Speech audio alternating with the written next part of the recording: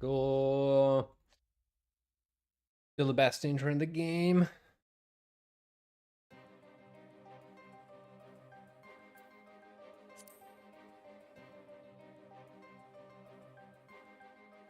Almost wanna. Sometimes I do wonder. What if I replay the whole story from the beginning? What if? Also, let me update, because it's a very important thing to do. Like me, you happen to not log in for a while. Make sure. And you are a UI binding maniac, binding maniac like myself. This is actually an amazing feature because instead of losing everything when you want to install the game or like do a super clean of your PC, you can just save your profile, preferences, and everything in the cloud. Also, I'm melting. One sec.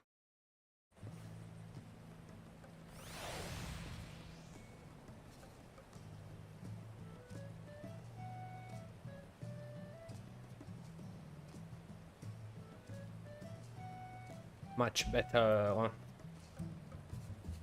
Alright, what do we have nothing to do. Shoot! He's late yesterday. So we got no do. Oh yeah, no, actually, sorry. We are on stream.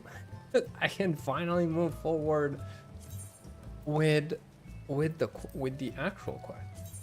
Main scenario. Can we get a hint what this is about? Apparently not. Alright. We'll find out. I really don't remember much. Story-wise? Where did we... I mean, there was the whole summer, we're gonna conquer the world and all that. And... there are plus quest. Probably take. An otherworldly encounter. Extra dungeon, probably. Side quest. Golden rule. Final Fantasy golden rule, right? Always pick up side. There are so many of them. There are so many of them.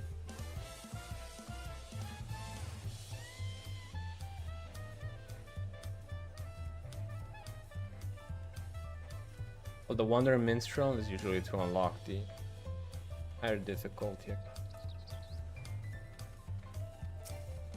Wait.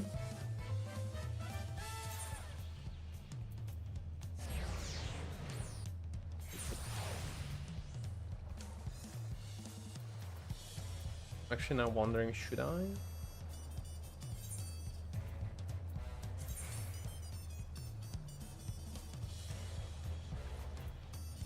We'll do a full sweep of those on main quest.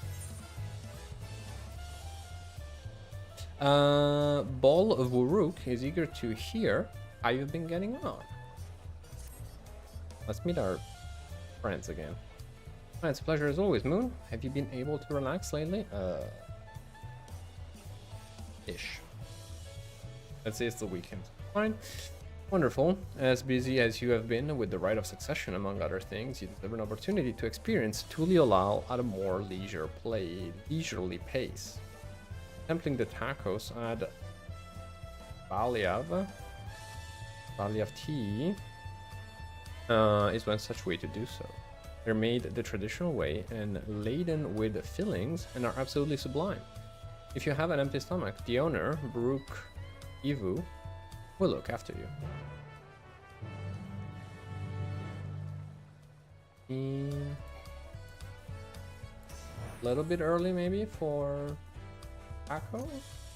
Just had breakfast. What a breakfast.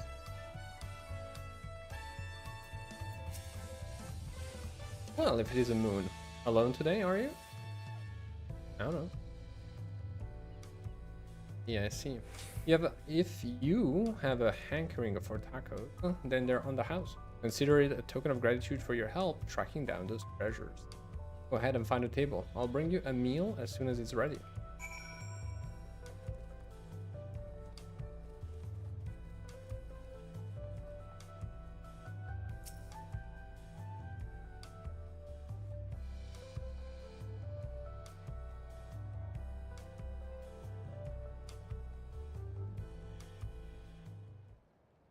You still love tacos, I hope? Huh. You ate so many when you turned 5, you could barely move afterwards. Remember that?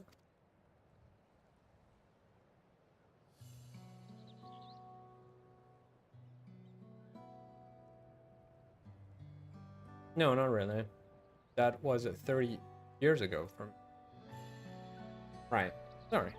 Feels strange for me too. Just the other day you were a little boy, clinging to your mother's skirt as you set off for Yasulani. And now you're a man grown with a face full of hair. Even so, I knew you were my son the instant I saw you. We're still family, and you can always rely on me. Relying. That feels like the only thing I'm doing right now. On you and everyone else. I can't even start a fire without assistance at my job. Back in Alexandria, we had electrope. If I needed fire, all I had to do was press a button. Everything was at our fingertips. But here, I'm helpless. A culinarian who can't even light the stove. The way the others in the kitchen stare at me, gods, I never felt so embarrassed. I'm sorry to hear that. I'd been told the tales, but it seems life is really different within the dome. My wife and children. I was thinking I'd have them join me once things had settled, but at this rate... I say you send for them. If they're your family, then they're mine too. I'll do whatever necessary to make it work. Final Fantasy wholesomeness. Oh, Wuklama! I didn't mean to overhear, but it seems you're having trouble readjusting to life in Tulipal. Wuklama? To aid folk like yourself, we've established a support group at the Wing of Reflection. There, you can learn the skills you need to live outside the dome. It isn't easy being back, I know, but I'm hopeful that they can make things easier. That's exactly what I need. I'll definitely seek this group out, and I'll bring my family with me. Thank you.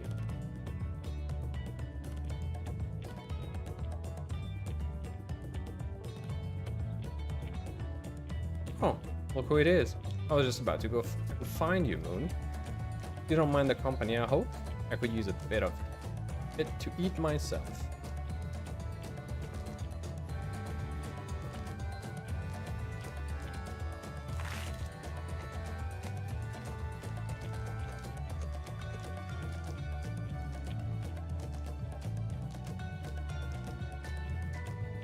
Ah, the tacos here never disappoint. So, what have you been up to lately?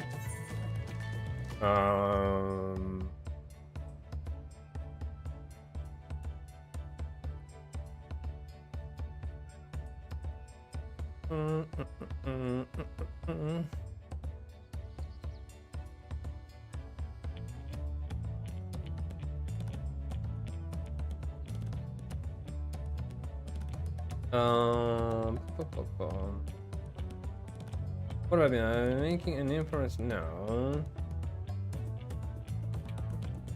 You catching up on sleep now? I'm going to turn on with my trusty alpaca. Of that.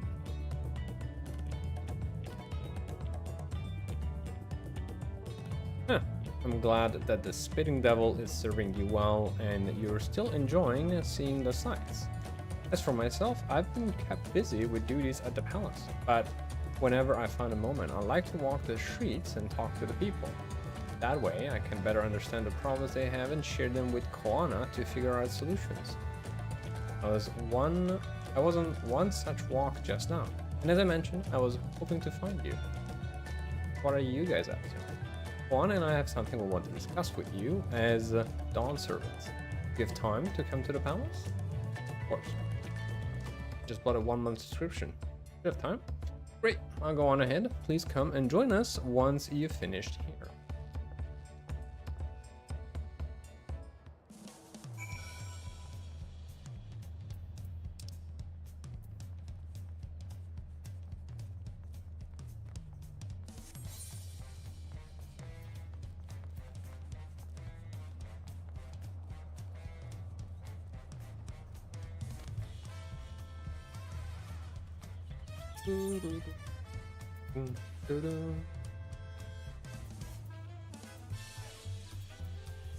On second thoughts, maybe I should, but I can.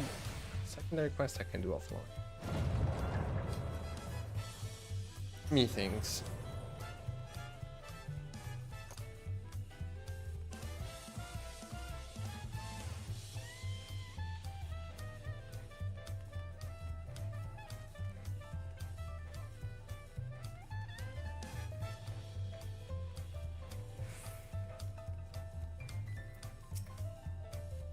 Master Moon, it is always an honor. Val Koana has stepped away to attend to a matter, but he should join you within before long.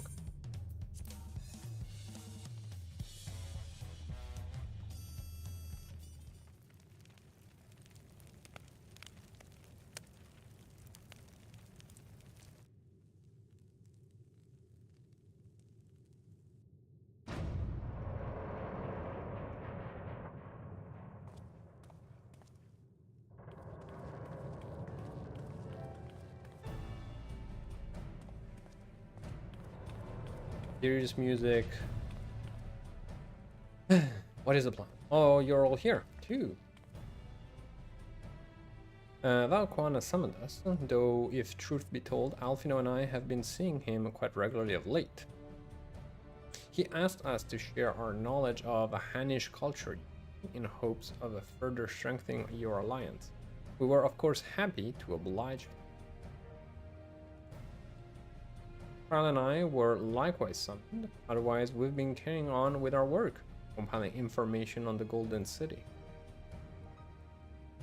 My grandfather embarked on his investigation 20 years ago. With our report, we shall finish what he started.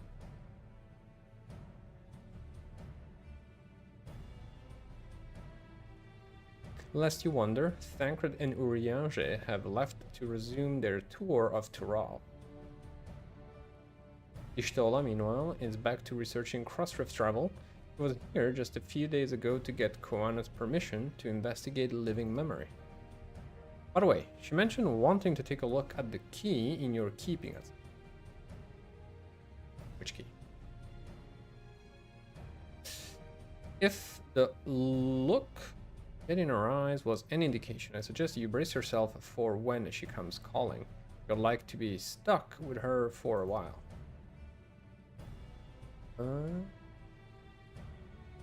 As for Estinian, we know neither where he is nor what he's doing. Some things never change. Indeed.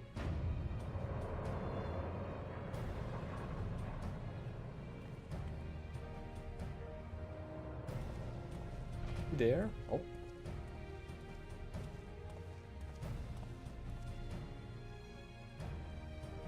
Nice to see you again. Juana. My apologies for the delay.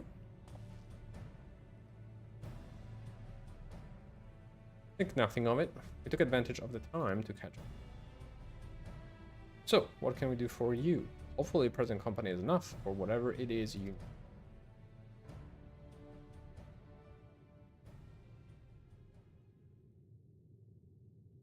The matter of which I have summoned you pertains to Alexandria.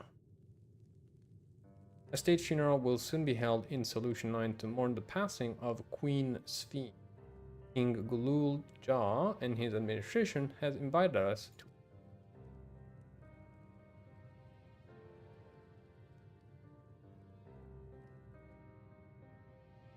While certain issues remain unresolved between our nations, such as the treatment of Yasulani, I see no reason not to attend.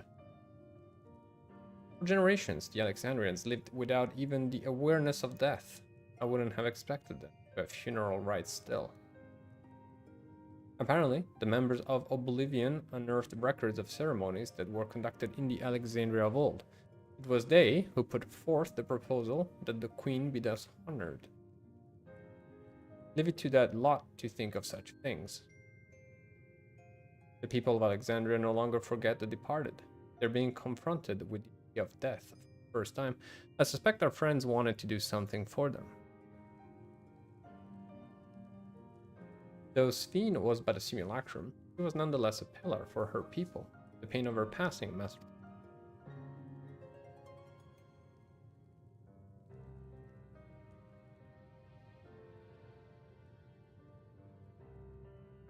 Indeed, a funeral will give Alexandrians the chance to come together to express the grief that they might overcome it.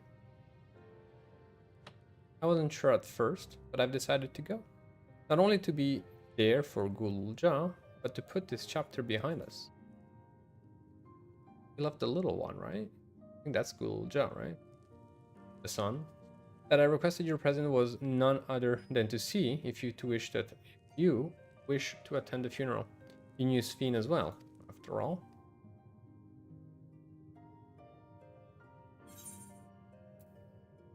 I think I should go.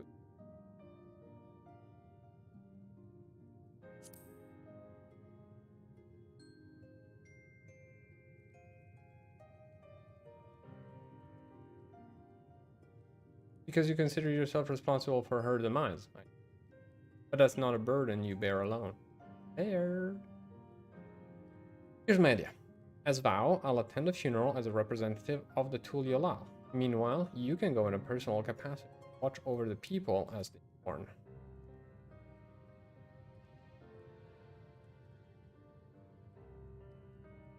Okay.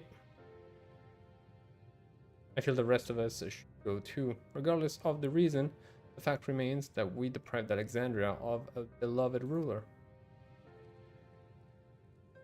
It's only right that we remember who Sphene was. To our people and to others, so let us stand with you. Then it's decided. Let's heed to Solution 9 and look for Gululja in the back room. Does he not have a throne room or something in the back room? Poor guy.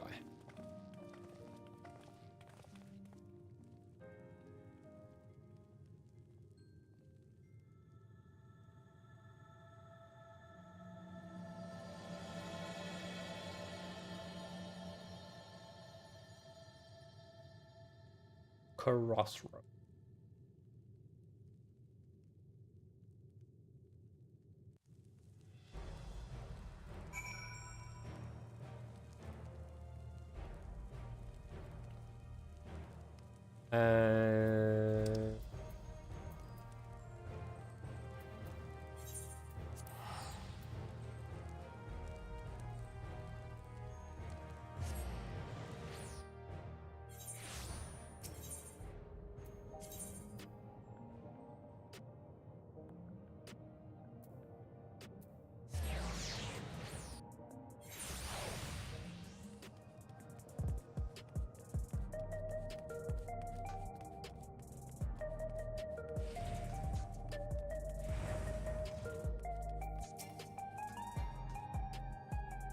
You heading to the back room? Maybe?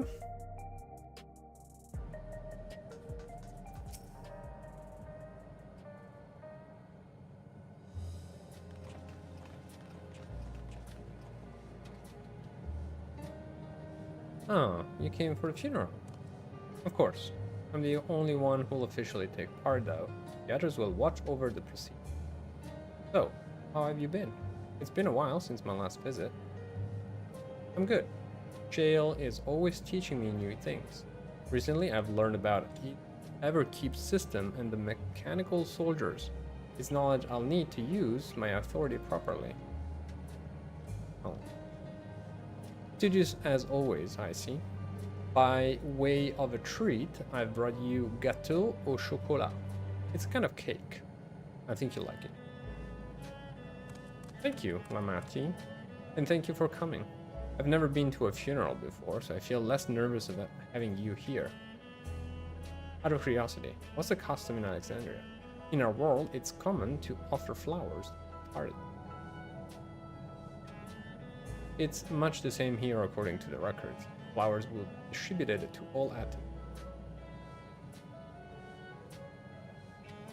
Considering that all the worlds used to be one, the practice of offering flowers may well share the same ancient origin. Fascinating, wouldn't you say? Look, I got flowers.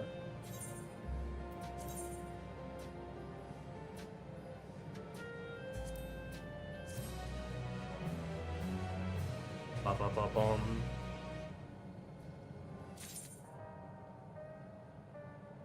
Mission 1 complete. Let's go. Gulja wishes to go and collect his flowers for the funeral. The flowers are being handed out at Praxis Park. I'm thinking of heading over there now. Then let's go. Well, I'll join you. There's a man I would like to speak with, Hassan. He was apparently Sven's aide and the one who sent us the invitation. Come on, let's go. Let's go. Da-da-da.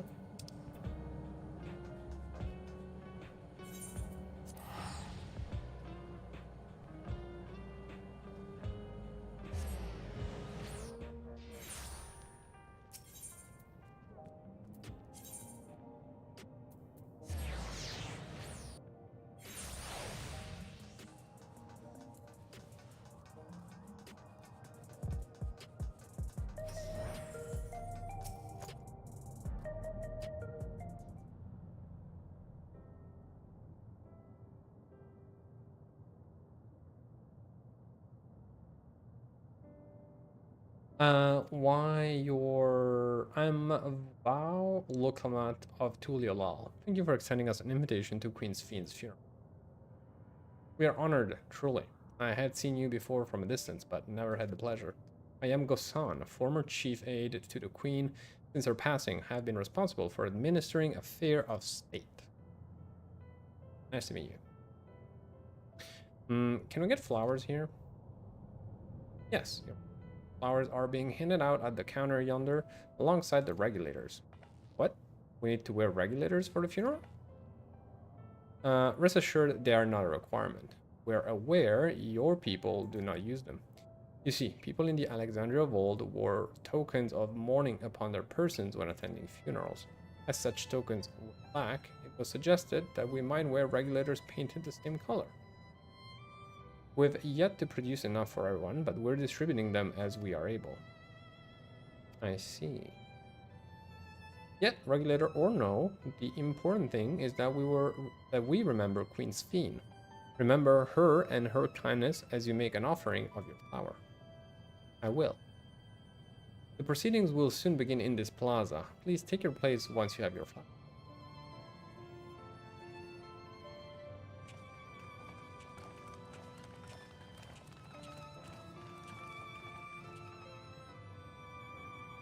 Oh my body's.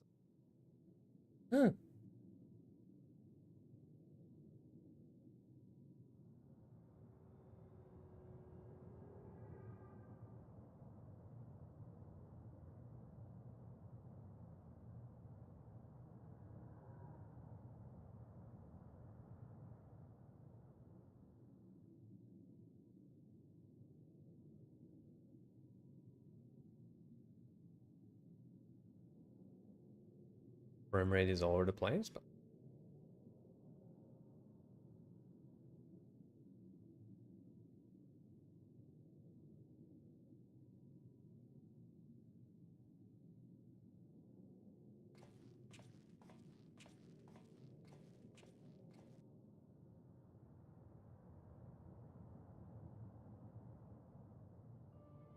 although we are gathered here for the same reason, we hail from different lands.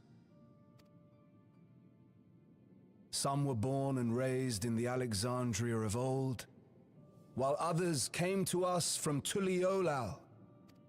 It was from this union of diverse peoples that a new Alexandria was born. The only home that our younger generation knows. How did we overcome the barriers between us? What moved us to join hands in common purpose beneath crackling skies? You know the answer. We survived. We thrived because Queen Sphene brought us together.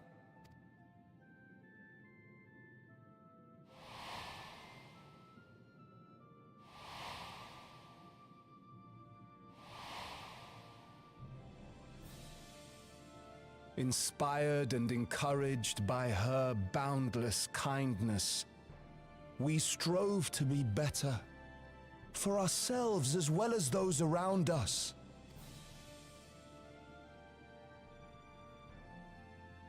And in Her Majesty's absence, there is a sadness beyond words. Yet we will remember her. Remember all the good that she has done for us. So let us pray, as the people of the Old Kingdom once did, for the peaceful repose of the departed. And let us keep our beloved Queen forever in our hearts, that her memory might guide us unto the morrow.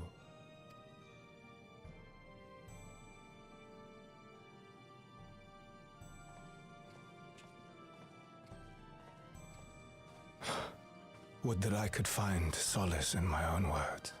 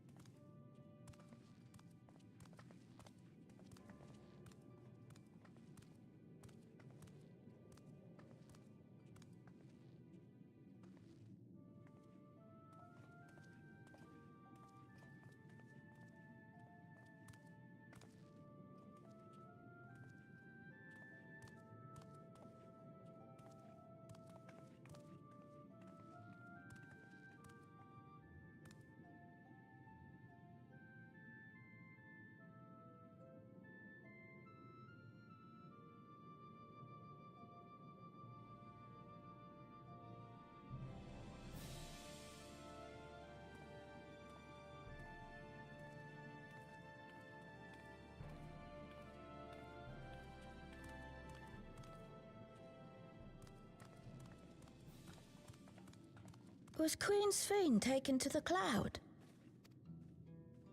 She must have been. To still remember her is strange, isn't it, darling? I miss her. She would always cheer me up when I was down. But even though I remember her, I'll never see her again. That doesn't make sense.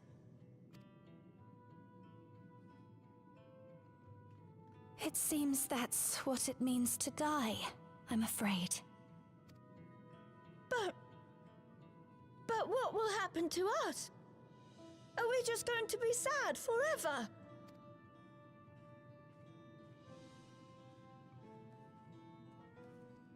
What will happen indeed?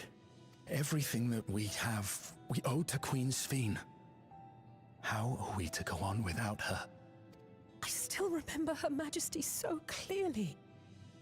If only I didn't, I might feel better about the future of our realm. Perhaps we should also consider moving to Tuliolo. The journey won't be easy, but it'd be better than staying here in uncertainty.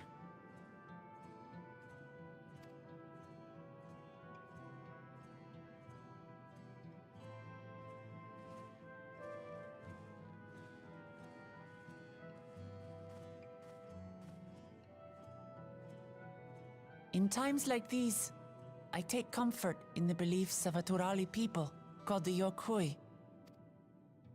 To them, death isn't the end. So long as we're remembered, we never truly die. It could be the same for Queen Sveen, you know? If you keep her alive in your hearts, she'll always be with you. But we still won't be able to see her, right?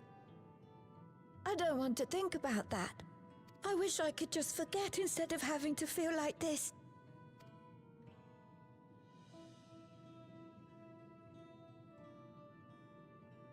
I'm sorry. I didn't mean to impose. Please, mourn your queen however you see fit.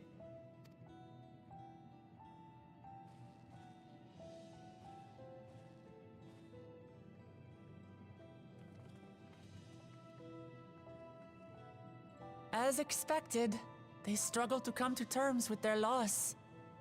I hope they can find a way to move forward. It's not only grief that weighs on them, but worry for the future. Bereft of their queen, how will they proceed? True. But with that at least, we're not powerless to help.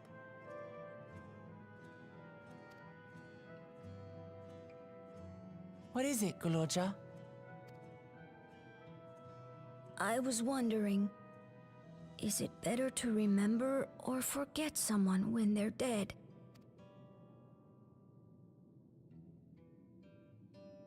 I remember my father, and every time I think of him, it hurts. It's the same with Queen Sveen. Knowing that she's gone makes me feel sad. But it's different with my mother. I never knew her, so I don't feel as bad. I want to remember my father, but maybe I'd be better off forgetting him. Guloja. Why don't we continue this somewhere else?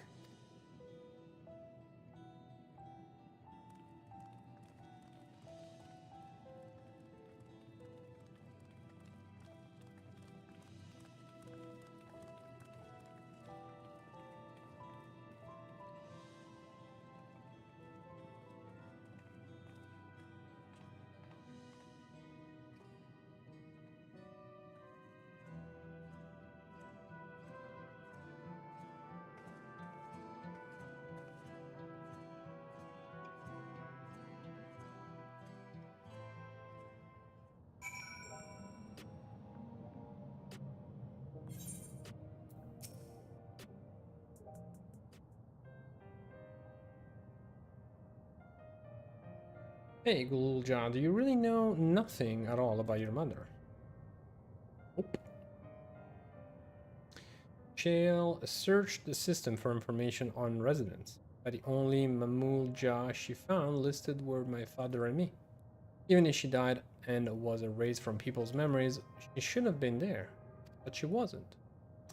Well, that you're here means she was here too, inside the dome. There can't be any other way about it. Do you want to know your mother?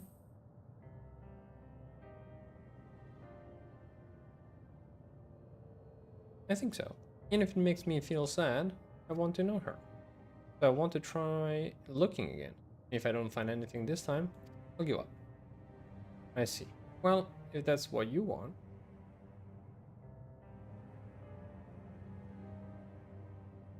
Then I'll help you. I'd like to help as well, and I believe I speak for the others too. How dare you speaking for myself?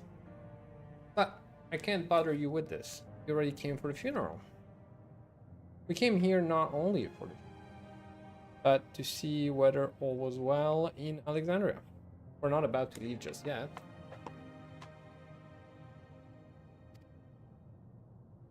Besides, I'm seeking to learn about your mother. We're bound to learn about your father as well. By retracing of this man who kept his own counsel, we may gain knowledge that can serve the people of Alexandria.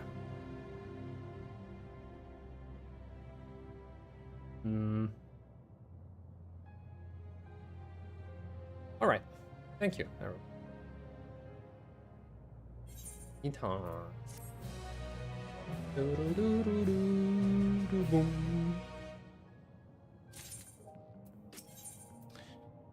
In search of the past, Gratia has an idea on how you may proceed with your investigation. Assuming neither memories nor records of Gululja's mothers remain, we must cast a wide net as possible. I suggest we split into groups. Moon, if you could make inquiries outside the outskirts, the rest of us will same in 9. Ta-da!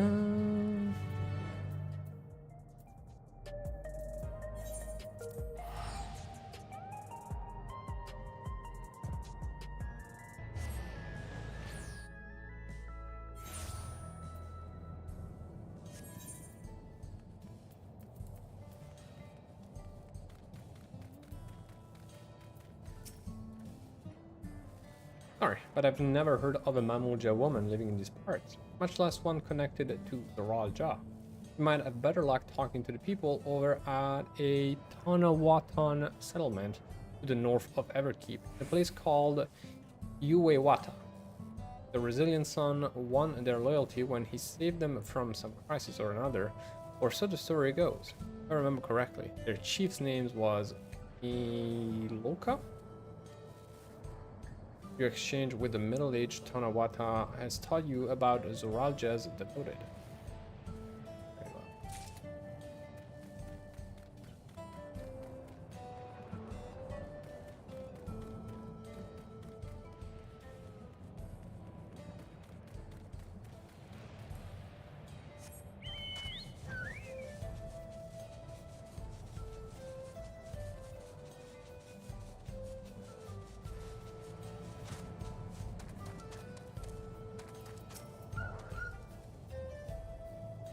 You're looking for a Mamulja woman? Oh, Gululja's mother. I can help you there, I'm afraid. I only know a little about Zoralja, and then only what my father told me. He said that before the dome cut us off from the outside world, Zoral Vidral had appeared and was terrorizing the region. In response, Zoralja assembled a party of warriors and with them confronted and felled the beast. It was interesting to hear of the king's feat in the past. In exchange with the fresh-faced Onawata, I tell you about a battle with a Tural Vidral. You know what a Tural Vidral is? Not exactly. But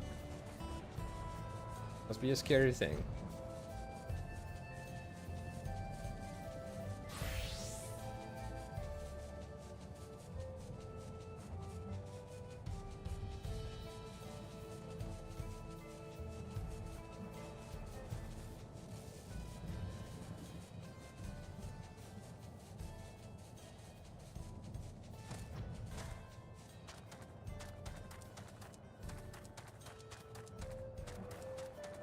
There is the last NPC now.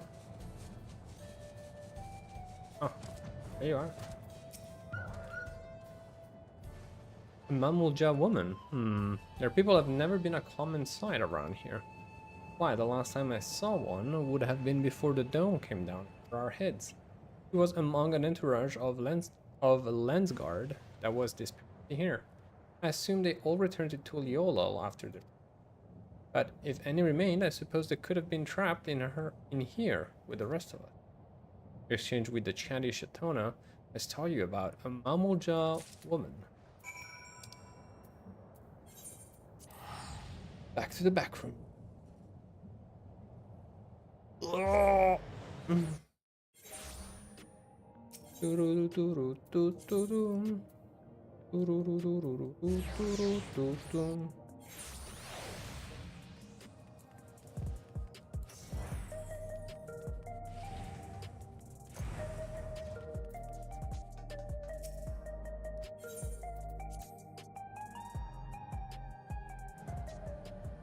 Water? How was blueprints? Pain. It started good. It went on amazing, and then it just unfortunately fell very harshly. Unfortunately, still feel bad about it. Did you play / finish that? Bulja has told me all. We've previously tried to track down records of his mother, but came up empty-handed. With everyone's help, hopefully we can get somewhere this time. That's... so you spoke with quite a few different people as well. Let's combine all our findings and see what conclusions we might draw.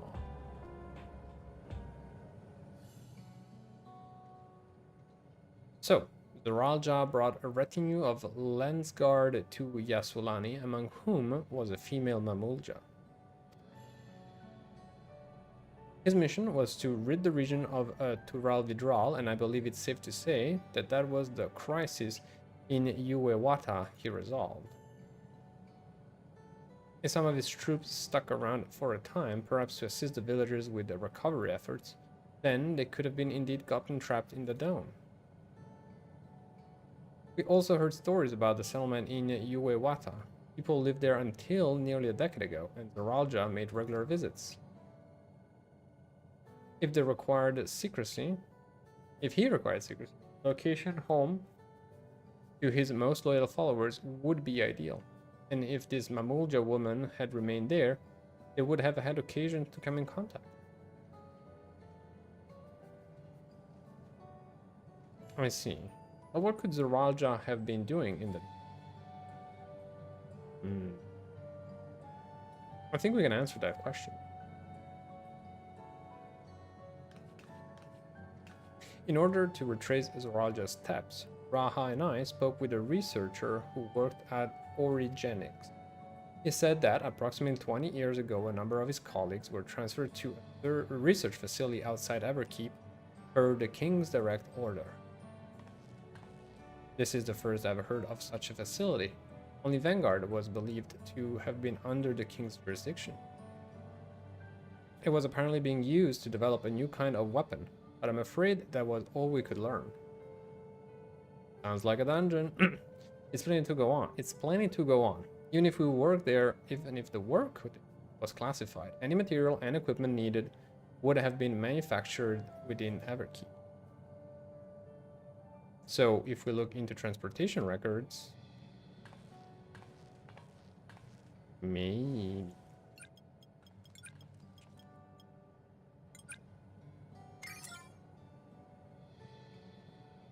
There it is. The routes are full of detours and attempts of obfuscation, but large deliveries were being made to Uewata. Far too large for a mere village. There hasn't been any activity for years, though. It's likely the facility has been decommissioned. Do you think that's where my mother was? We can't say for certain just yet, but I reckon there's a good chance. This is amazing. Even though no one remembers her, you managed to figure out all of this out. Each piece of the puzzle may reveal little on its own, but when we put several together, the picture begins to form, says the Pictomancer.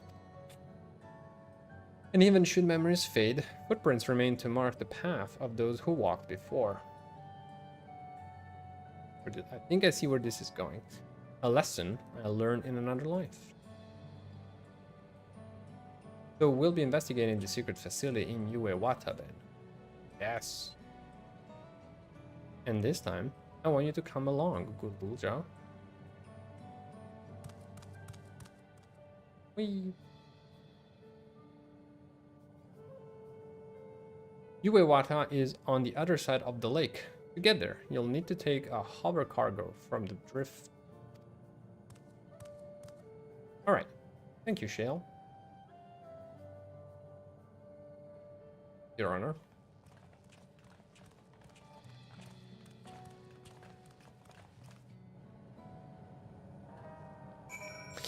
You didn't finish it. I hate puzzle games. All right. And no, I didn't. So no, I didn't finish it. I guess I did.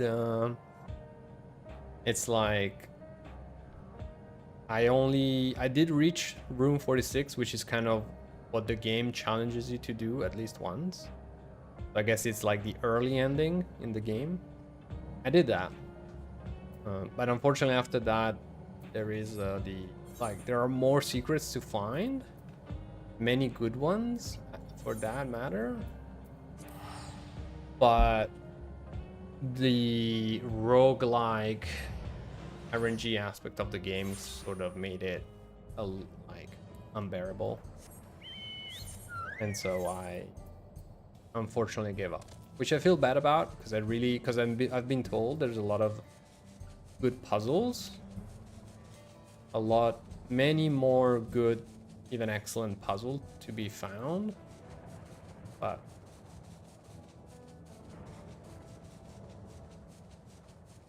a lot of need to spend/waste a lot of time to find them, to get to them, unfortunately.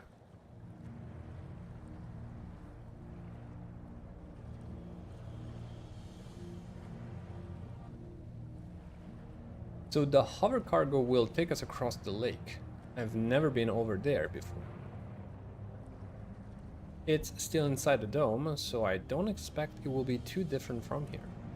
We'll likely encounter dangerous beasts, so the rest of us will go first, to follow when it's safe to do so. Okay?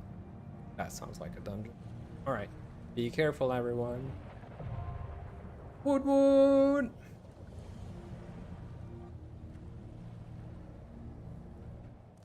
If only I had friends to do this dungeon with. I never learned. But we are healers, right? So it's...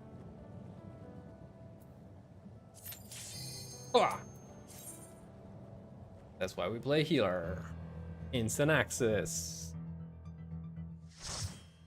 I still remember how to play heals though.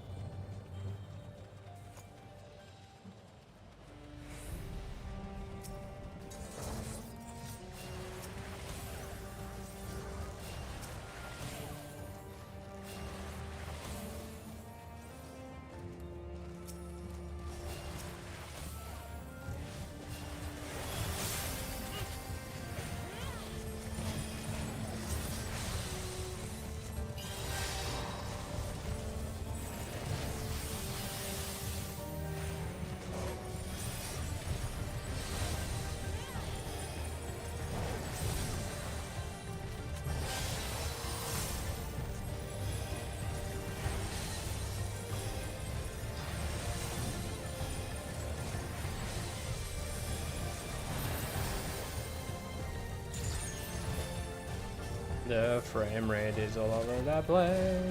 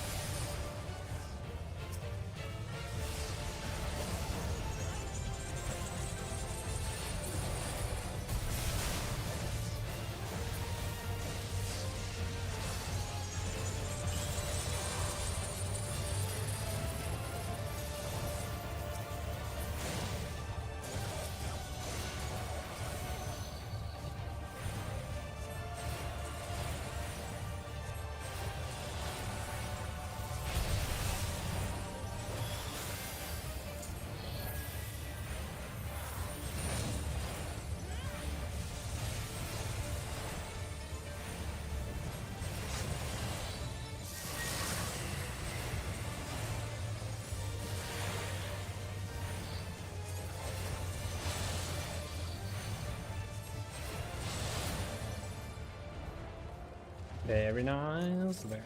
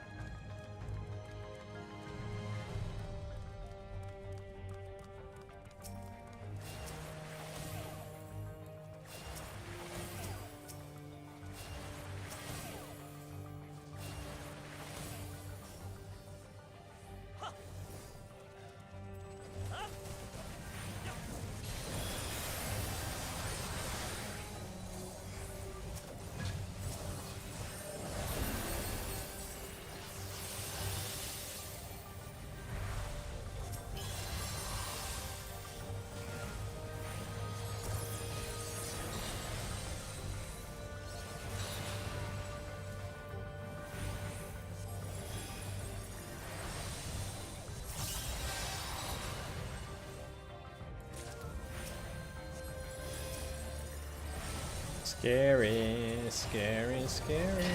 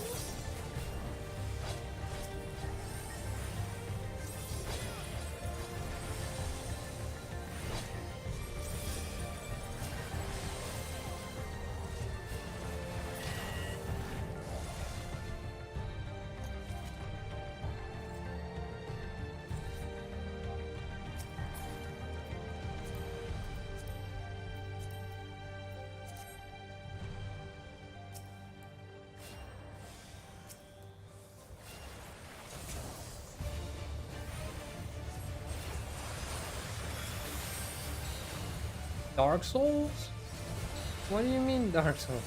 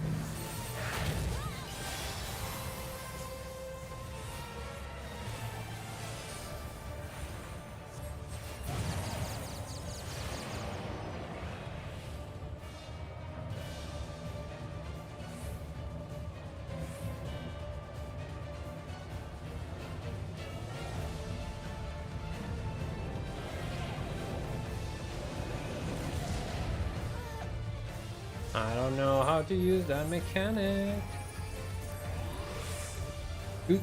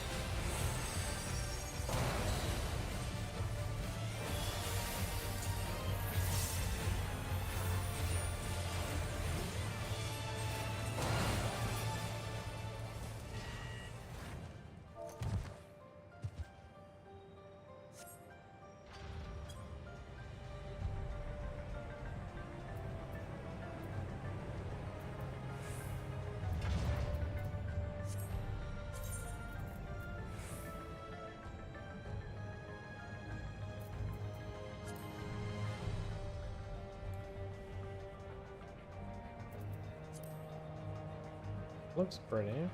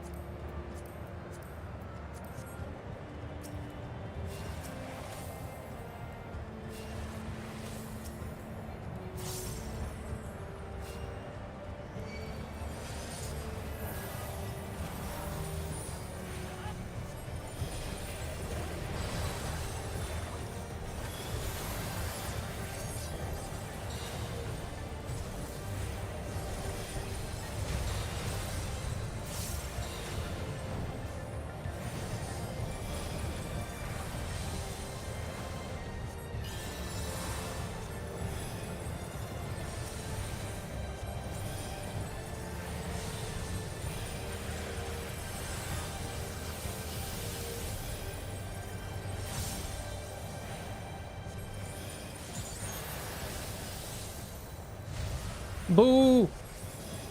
Good morning, Bob. Good morning, good morning.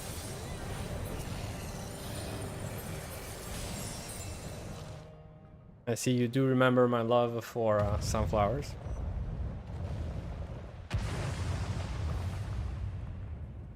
Good, good, thank you. A little bit of a... What the hell is this? What?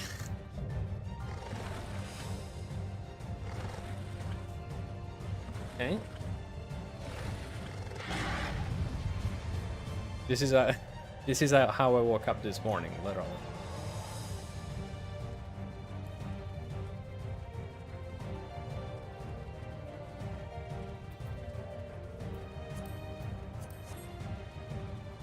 Alright, scary stuff.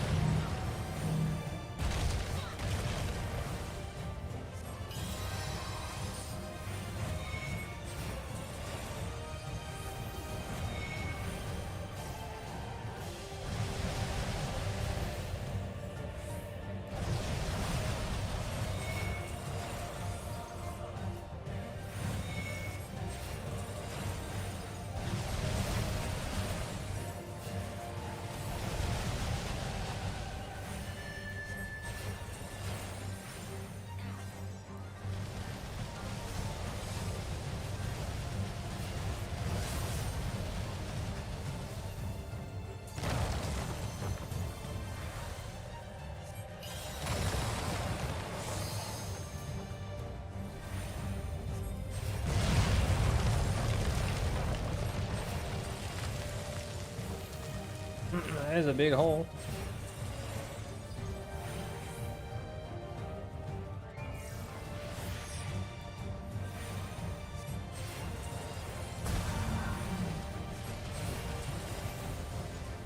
Run! Run!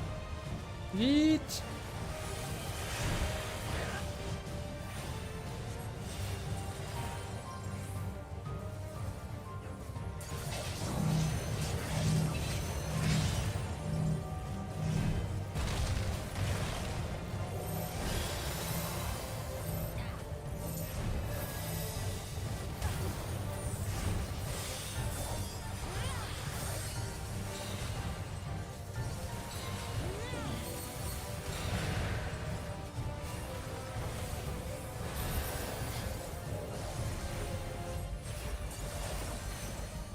We were fighting this thing like over and over with a big hole in the...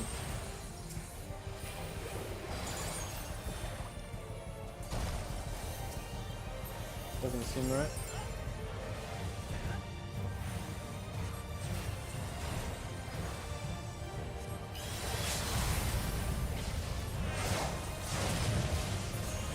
Let's go.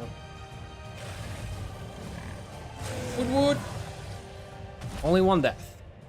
Not bad, not bad. Only one death in the entire dungeon. I'll take it. How was your work, Bob?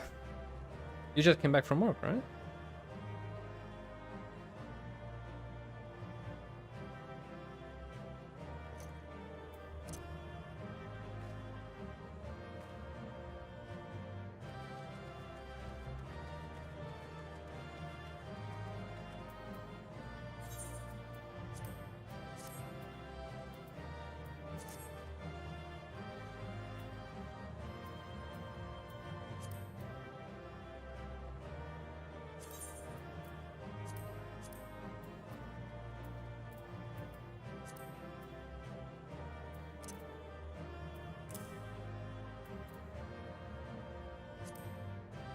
Been home for a few hours.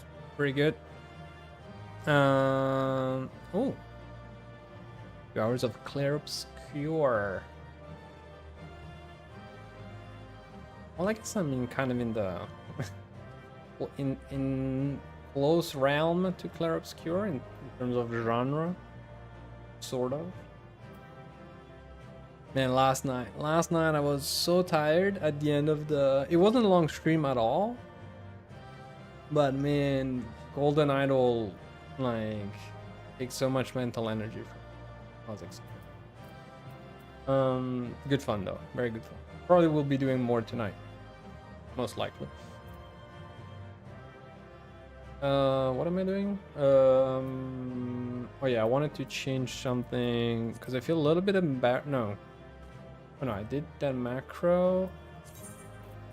And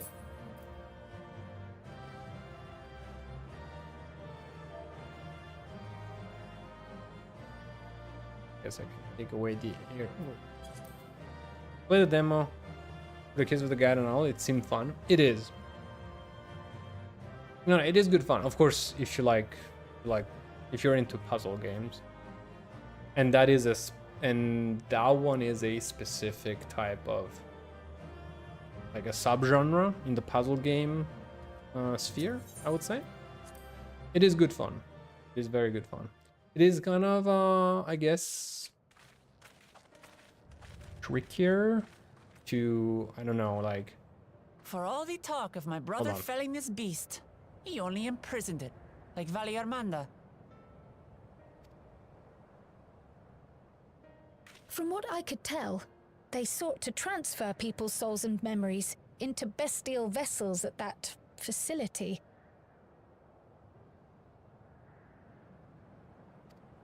The Tural Vidral explains the need for a remote location.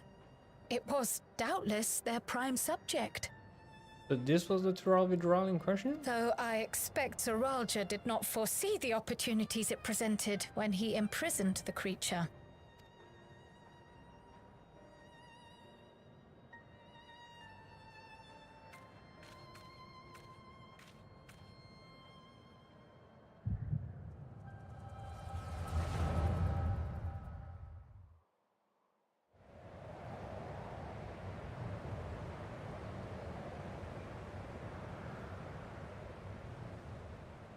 And so, in order to prevent the breakdown of the individual, I instead seek to transfer their soul into the body of the beast.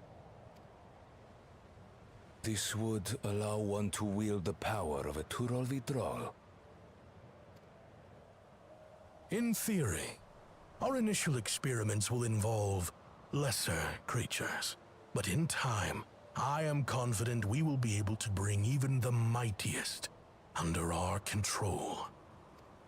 And what becomes of those who offer their souls? As they won't be able to return to their original forms, we must consider them lost. But the sacrifice will be worthwhile, for the army you stand to gain will far surpass any composed of mechanical soldiers.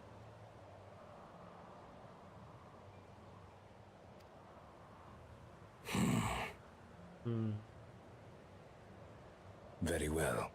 Recruit volunteers and begin at once. Thank you, Your Majesty. I shall return to the observatory and see to the necessary preparations.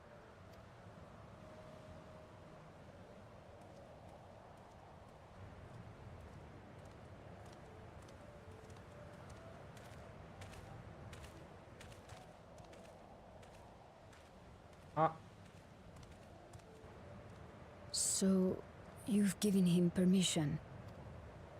Teshalja, you will assist Kaniloka. As one of the Lands Guard's finest chirurgeons, your knowledge may be of use in his experiments. You will also watch him closely. In what you learn, you will report to me.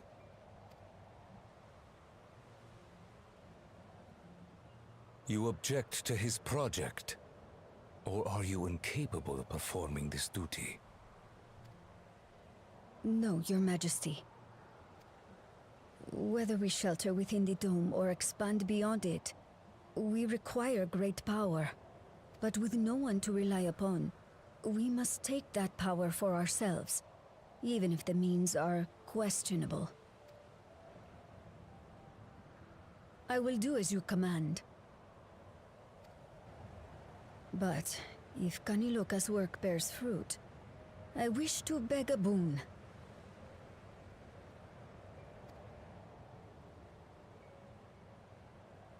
What do you desire? Something that I had accepted I would never have in Tuliolal. That I believed would forever be beyond me. That it was foolish to covet. But here and now, it is close. So very, very close.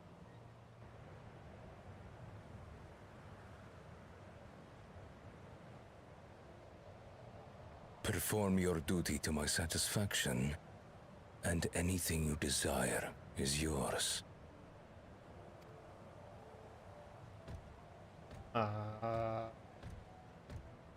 That which I seek does not lie within this dome. Here, I cannot prove the miracle. But if what you seek is at hand, then you may claim it, for it has no value to me.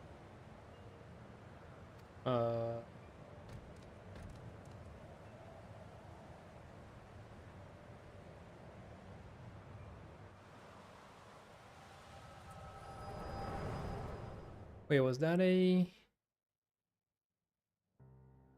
Okay. That was one of my moments where I can see the past, the future. Are you alright? I saw things.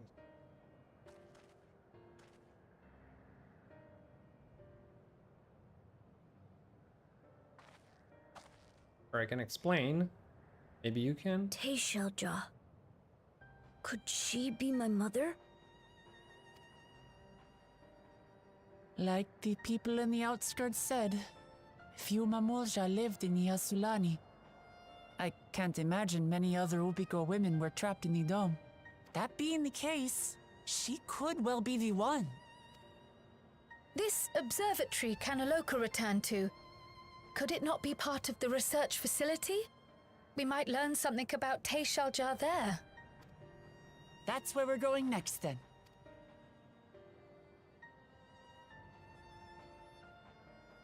I wonder who's gonna be the trial.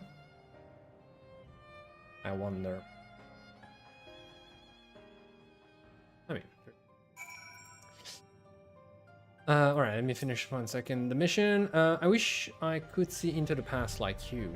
I could see people who are gone. Because there aren't any other Mamulja women here, for a long time I couldn't even imagine what my mother looked like. But when I visited Tuliolol and saw some, I was finally able to picture her in my mind. And one day I hope I can see what she actually looked like as well.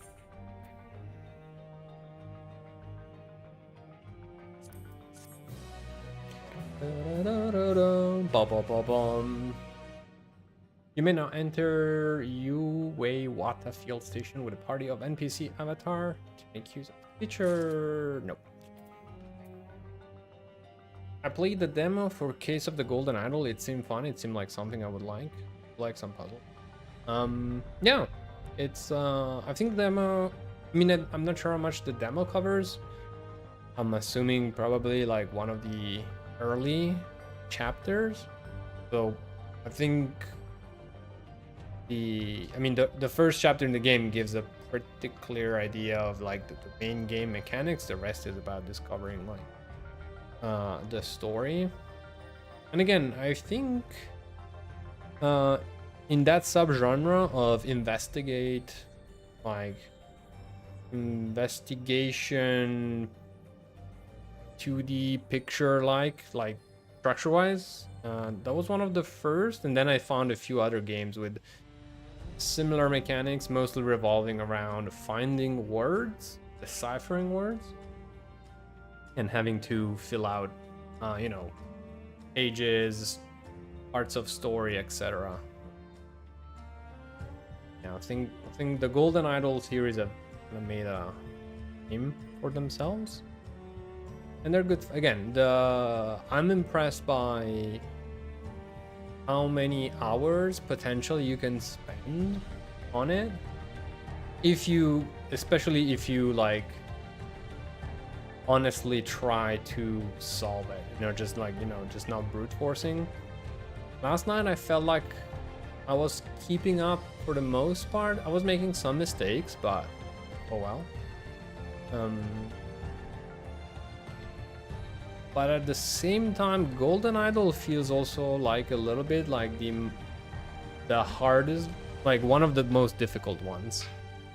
And the difficulty last night, I don't know if it was fatigue. I don't know if it was because doing these games on stream, it's also like a little bit tricky sometimes. You can, you're trying to focus on the puzzle, but at the same time, there's a little bit of distractions every now and again.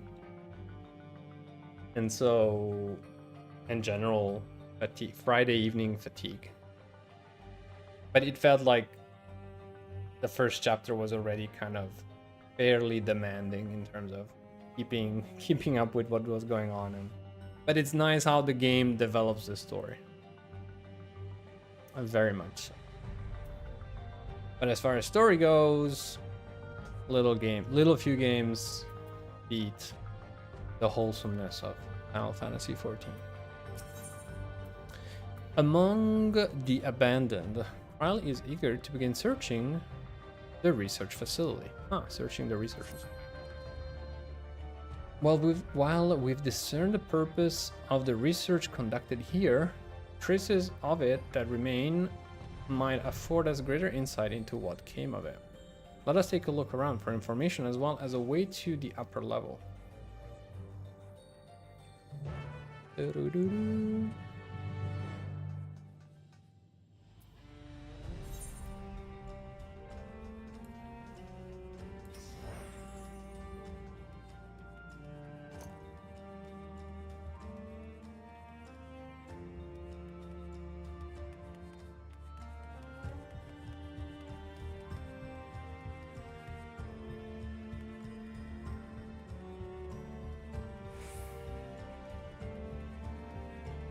I think that was the first 3 scenarios, so I felt like I got a good idea of what the game was. Oh yeah, definitely. I might pick it up in the future, but because I recently got Game Pass for PC, I have some new games to try. Yeah. Funny enough for me, Game Pass, like, one of the reasons, well, one of the main reasons I don't have it is I think because I have some sort of allergy towards anything that is subscription based. Very personal feeling though. And at the same time, there is also an element of if I had too many games, it's a little bit like in, I want to say like in high school when I happened to, between friends and whatever, happened to get some, free copies of games. And then sometimes I would find myself with like just too many games, and I ended up like finishing far fewer than I would if I only had one. So it's more like, for me, it's more, I try to choose a game that I really want and eventually spend a little extra on that one. If I get too many at the same time, I would probably get lost. But again, very, very personal struggle, I would say.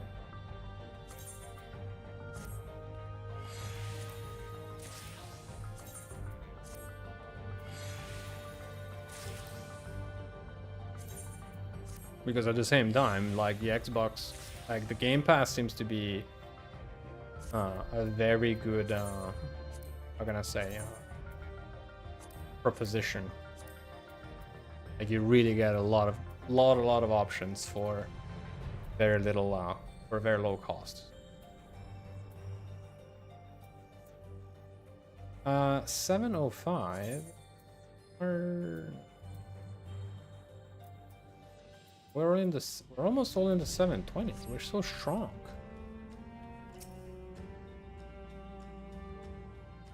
Have you ever played Final Fantasy XIV, Bob? A lift can be seen behind the wrought iron gate. As sturdy as it appears, the gate will likely resist attempts to force it open. A security panel is nearby. Perhaps a verification key will open the way.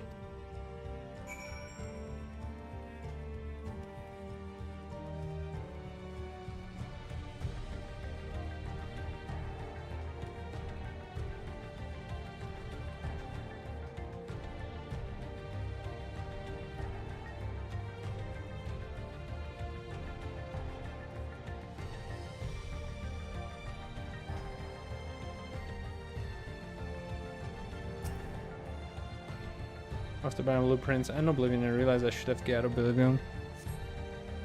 I should just get Oblivion because it's cheaper. I've never seen a single second of Final Fantasy XIV before. Well, there you go. They're recruiting volunteers for a new experiment. I know I am not as bright as the others, but they wouldn't laugh at me if I was stronger than them. My chance. Soul transferred a few days ago. I can write. And write good, yes. Getting hard to control strength. Today bit off end of the feeder. Cannot help it so strong. Hungry, always hungry. Cannot control. Eat, must eat, and eater must eat. You find nothing that resembles a verification key. Perhaps you should search elsewhere.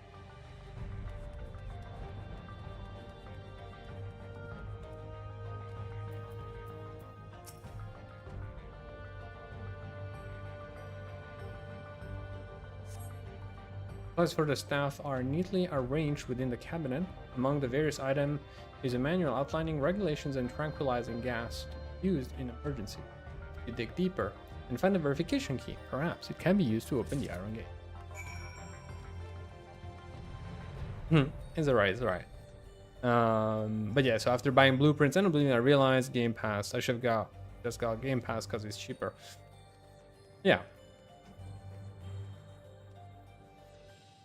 But then at the same time, I don't know. It's still confusing to me. Like, what is the most supportive option for developers? You know. And there's always like a lot of debate, and there's not a one single answer for all games and all developers. But yeah, probably if you combine the price of those two, you would probably get a few months of Game Pass. As for Final Fantasy XIV, well, depends. It's a very different Final Fantasy than I would say the offline ones, of course, given that it's an MMO. But I actually like, if you like storytelling, then it's also, I would say it's one of the best Final Fantasy you can play, and you can play it solo, almost entirely solo, sort of.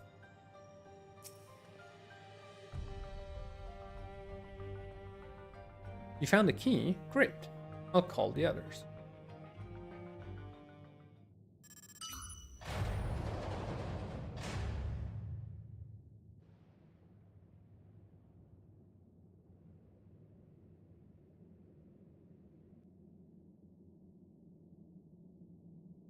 It seems the key can be used to operate the lift as well. Up we go.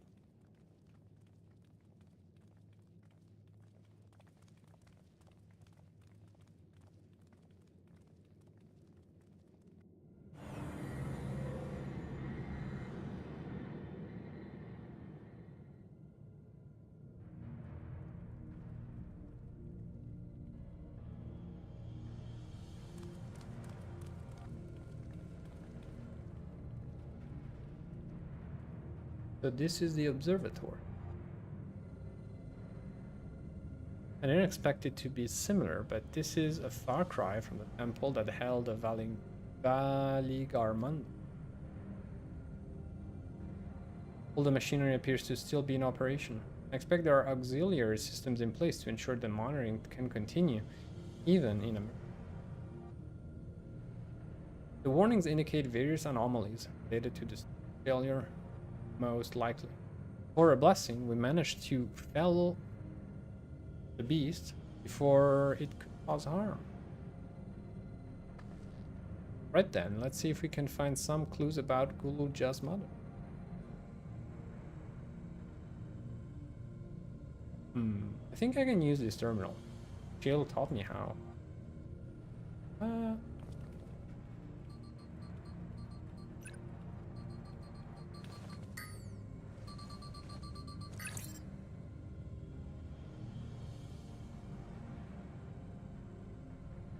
There's so much data.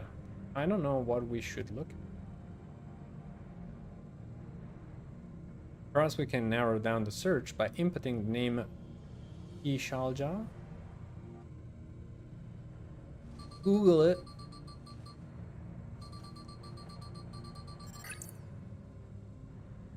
Huh.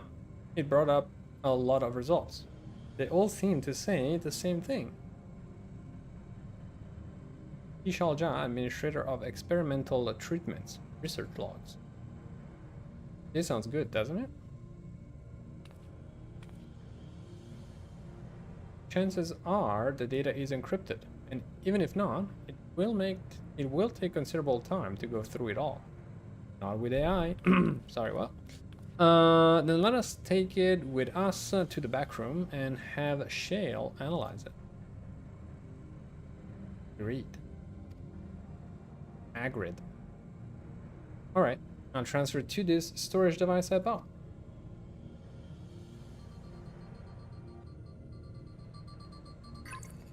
Little USB key. Handy. There.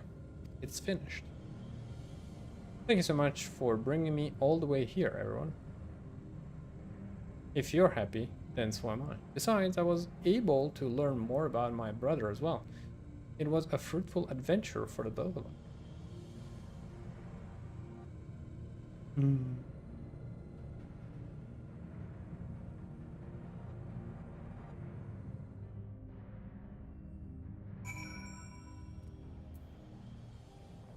I've never really played any Final Fantasy. I played like an hour or two of Final Fantasy VII when it was ported to PS4, and I watched my friend play a few hours of the beginning of Final Fantasy X. I don't like the timed turns of most of the game, but Clear Obscure is making me want to play Final Fantasy X. I would highly recommend that. Final Fantasy X alongside with 8, but probably more than 8. Is probably my favorite Final Fantasy. I haven't played all of them technically, so it's a limited opinion, let's put it that way. But I have very fond memories of Final Fantasy X, although there's like a couple things in the game. One in particular I can always clearly remember and think about, which basically almost sort of prevent me to properly replay it. And I would like to. I think I even did the restart once, and it wasn't even taking that long, but then just the thought of having to go back to that one part of the game, it just made me like quit. Final Fantasy VIII is supposedly a big inspiration for Clear Obscure, but I'm afraid of the timed turns.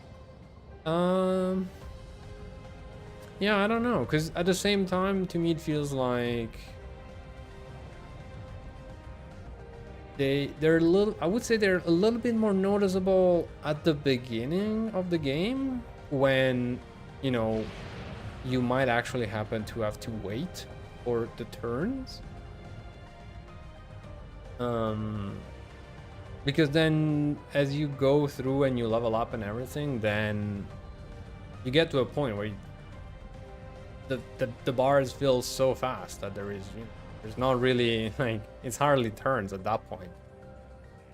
However, you still have like the static aspect of, you know, your characters on one side, the enemies on the other, and just facing off like that. That is I'm not good at thinking quickly. Well, that's the thing. That's actually why I like turn-based games. Well, not because I'm good at thinking, but because sometimes I get the feeling of more, you know, having the option to take my time. And I think in the games option, sometimes you can set the game to continue or stop when you're selecting an action, which I think is nice. Nice to have the option, you know. When it comes to games mechanics, the more options you can give the player, the better. Because I just always think like there's never, you know, there's always gonna be that some players who would rather have it the other way. So options in that sense can help in some way. But as far as pace, that is, I believe that is one option in Final Fantasy VIII. That when your bar is full, if you start selecting an action, like, oh, I want to cast or do this, then the game sort of alt, nothing happens. Or vice versa, you can let it so that the game keeps going, and so by the time you made that action, you can already start thinking about the next one. And again, Final Fantasy VIII, I was actually replaying it on the Steam Deck a while back with a guide, so it was a very different experience than my original ones 15 years ago. But for the most part, like, there wasn't much to think about because I was just like, yeah, most of the time I was just attacking. It's not like there were like so many combos or options or whatever. Like during combat, it was, I would say, very, very straightforward. That's why I didn't like Final Fantasy VII. If I took my time to think, it skipped my turn. Did it? I didn't remember. But I don't like take it with a grain of salt, because I might, you know, might be making confusion. But I do believe that it was an option in that sense. And again, even if there is not, I feel like in Final Fantasy VIII, like the in-combat experience was not too much to think about. But again, I was playing with a guide and nothing like it's not a story spoiler or anything. It's more of a mechanic peculiarity of the game. But you can play basically. So you know, Final Fantasy games a lot of times have mini games inside, and one of them is often a card game. Triple Triads, called in Final Fantasy VIII, if I'm not mistaken. And basically there's a mechanic where you can convert your enemies into cards during combat. So it's basically, it's the equivalent of saying you captured them instead of killing them, and by capturing them like Pokemons, they become cards, okay? And so basically the optimal way to play Final Fantasy VIII, which I would say probably not the best way to play on the first time, but you know, following a guide, that's where it takes you. Turns out that the best way, the most optimal way to level up your characters and make the most of them for the end game is to actually don't kill anything for a very long time. So your character, so basically every combat, you're using the ability to convert enemies into cards, which has a number of benefits. And basically what you're doing is, instead of leveling up your characters via traditional means, which is like combat, XP, level up, etc., you're doing this thing where you are collecting cards for the most part, both by fighting as well as playing the cards game. And then you convert those cards with another ability into spells and whatever, which are the ones that define your stats. I won't go into much detail on that. But long story short, you don't kill, like the goal is to not kill anything, just collect the cards, convert them, get the best magic out of the cards, and then basically buff your characters like that. And then only at the end, when you have already gained a lot of strength because you have a lot of strong magic equipped, then you actually do start the leveling, and that's apparently how you reach rank 99, but with the best stats. It's I don't know, I never actually made it to the end like that, but I did notice that it is borderline broken, the stuff you can do by playing that way, because basically this system allows you to, it's 100% legit. It's not like, it's not breaking the game, it's not using, you know, it's not exploiting any mechanic, it's just how the game is designed. Like, you can be very strong, or you can be the strongest you can be by not killing enemies, but just collecting cards and converting cards, which I know some players really hate. And I think it is a bit of a weird way that is the best way to play the game, but it was very interesting to discover. That is 8, yes. And to give you an idea, wait, let me check.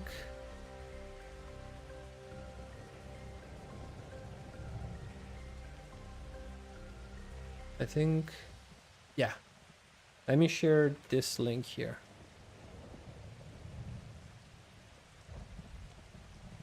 It's, be warned, it may contain some spoiler, but that's just the guide I was following, and I think I made it to disc.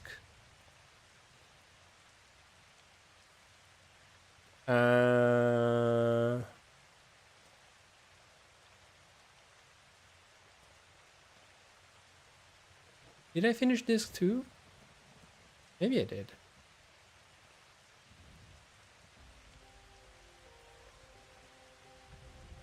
Maybe I did.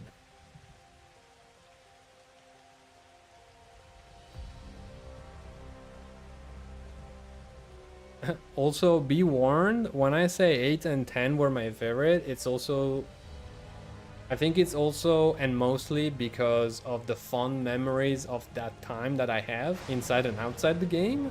Because, for instance, the writing of 8, while I was replaying it, I was like, I'm not really sure about what these characters are saying, how they're written. So it was a like, I was like, okay. Then again, sometimes I do wish, I would definitely love to see like a remastered or remake version of it.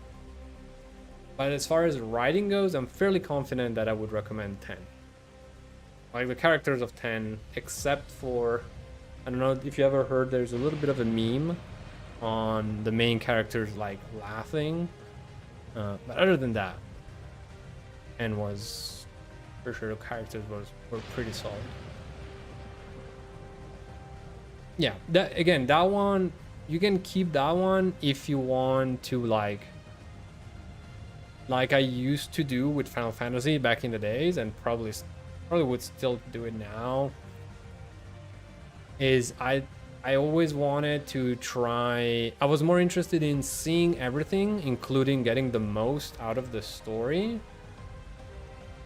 And so I always kind of used guides to make the most out of it. Like I never played Final Fantasy necessarily for the challenge itself, but more for the adventure, the story, the environments, the fantasy of it. And so for that, having a guide, because again, the guides are mostly there to just make you not miss anything. They're not necessarily like, well, yeah, they spoil a little bit what's gonna happen, but they're mostly guiding you towards the content that you want to see. So that's why I would recommend guides, just because of that. But I am also very fond of adventuring in games as blind as possible. I've seen Titus laughing with Yuna, exactly. Exactly. when he's teaching her to laugh, and it was like, I was, oh, yay. But yeah, memes aside, I do love Final Fantasy. An amazing soundtrack as well. And here we are. The authorities will doubtless wish to be informed about a facility and its contents. First thing first, let us deliver the data to Shale. Let's go. Back to the back room. Back to the back room. And 8 is the one with the world map? Yes. I think I mean, 7, 8, oops, 7, 8, 9. They all have this thing where sort of dual world in a sense, dual view. So you have the view of your characters when you're in a world like this one, for instance, like, you know, and then you have the world map where you either only have one of your party characters, and there's like, you know, this weird scale where all the worlds or the map is technically like, it's a small sphere, of course, in a one-on-one, and then you go around and you find the cities, and then you enter the cities and the switches to the different scale map. So 7, 8, 9 have that mechanic in common, and then at the beginning you start walking on those maps, and then you usually, like, it's a classic thing, the progression is first you find the land vehicle, so you can explore a little bit, but you have to stay on the continent you're on. Then you get a water vehicle, so that allows you to cross rivers or navigate to another continent, but if it's closed, then you cannot get out of that. And then usually towards the end you get the full unlock and you get a flying vehicle, and at that point you can also really explore and get to find also secrets.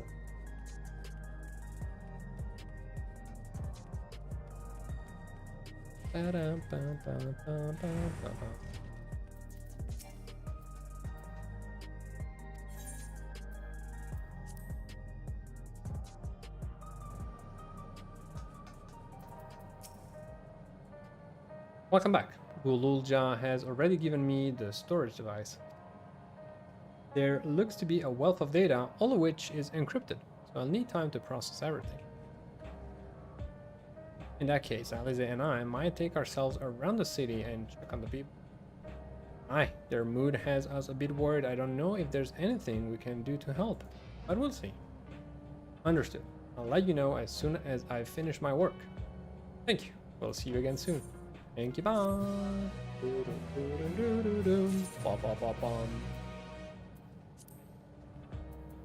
Just wondering, because I think the dev of Clear Obscure said the most important part of the game was having a world map like Final Fantasy VIII. Yeah, again, I think they were pretty similar from what I remember from playing. Just enough, because I never finished 9, shame on me. I did finally finish 7 a few years back, courtesy of Bear coaching me.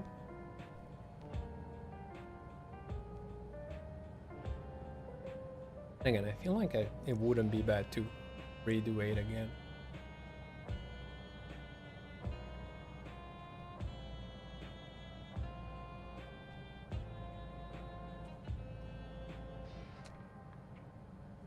And I think I still have my save, so I should just probably of 8. So who knows? Maybe.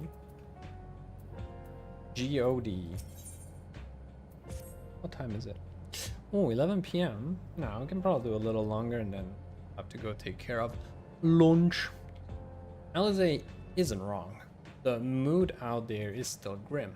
Some of the Turali remember a time before they were dependent on the soul system, but even they're unsettled and wondering aloud if they'll have the chance to reunite with old friends and family before they pass on. With good reason too. The journey home won't be an easy one for those who've grown old. That's why it's mostly been younger folk who've been leaving for Tural, ones with no elders to care for. Word of the problem has reached us in Tuliolao. My brother is doing all he can to see the Tural Railroad restored to operation so that people may come and go more freely. Unfortunately, the tracks only go as far as Vanguard, so some traveling by foot will still be necessary. Even so, the railroad would make things a sight easier. How long before it's back in service? I couldn't say. When I left for this visit, Koana seemed reluctant to. But while Shield's working on the data, we could go and see the state of it for the Shaolani station then. Ooh, Shaolani station then. I'll make sure to keep Koana informed.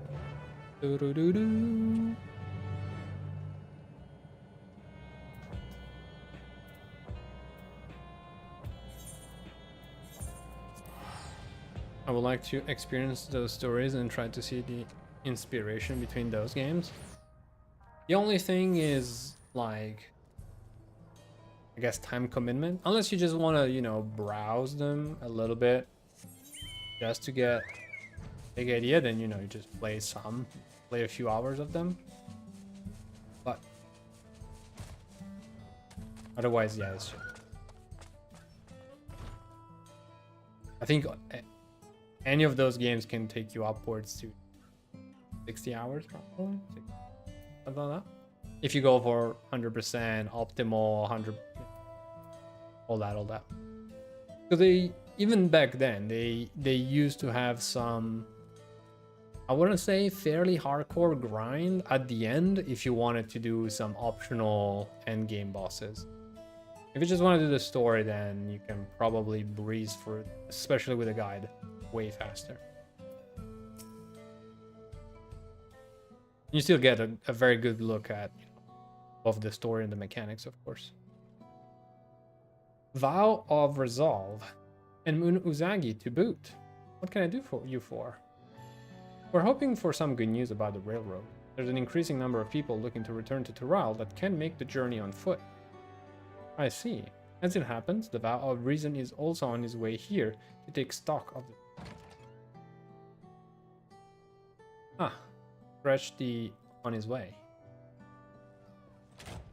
Here he is.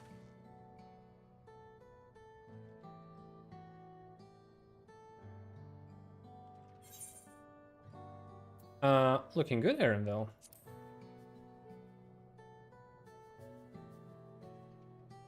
As the guild ship has officially approved my transition from gleaner to independent contractor, I was in need of more befitting attire. You're here about the railroad too? It was in part for my sake that the original Dawnblazer was sacrificed, so I felt it only right that I assist with its replacement. Speaking of which, I assume Lamati has explained the growing urgency of the need. What have you to report? The new locomotive was on track for completion, but we're having difficulty pulling her into the station, in a manner of speaking. You see, when we used the Dawn Blazer to get into the dome, urgency outweighed all other considerations, but now we're back to our original problem: how to run the railroad without upsetting the inhabitants of Mewhetson?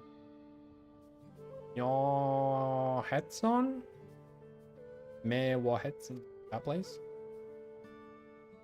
That is the Ronique, though the Hetsaro that follow them are none too pleased about their Hetso being spooked by the noise of the locomotive either. The solution I've devised to widen the railroad should address that complaint, but a silent train presents a different danger. The Ronique will need to be deterred from wandering across the tracks. And I suppose we can't just blow the whistle at them, or they'll panic and be put off their grazing again. Weren't the railroads plotted to avoid the Ronique's preferred grazing areas, though? It's odd that they're getting so close in the... The Ronique's grazing patterns have shifted since the tracks were laid. I am not certain why, but I intend to ask the people of that city for their insight. As a major proponent of the railroad, I have a duty to assist in this matter, and I too would hear what the Hetsaro have to say about it. They are the ones most affected, after all. I believe it would be best to begin by consulting their leader, Hato. Wato? Oh? The rest of you can accompany us to the Hetsaro encampment.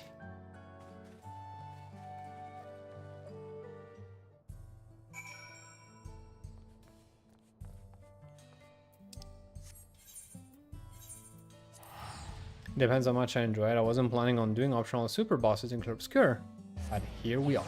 Well, that is good. I'm glad you're enjoying it.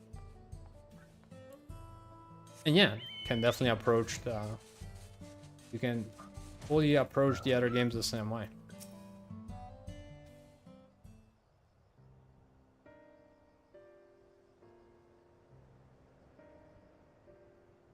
Vow of Resolve, Vow of Reason. I bid you welcome to our camp. But what brings you all the way to Meh?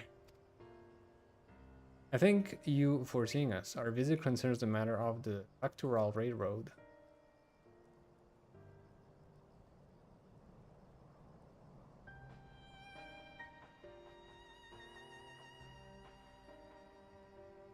You two have noted the Ronique's unexpected change in behavior then.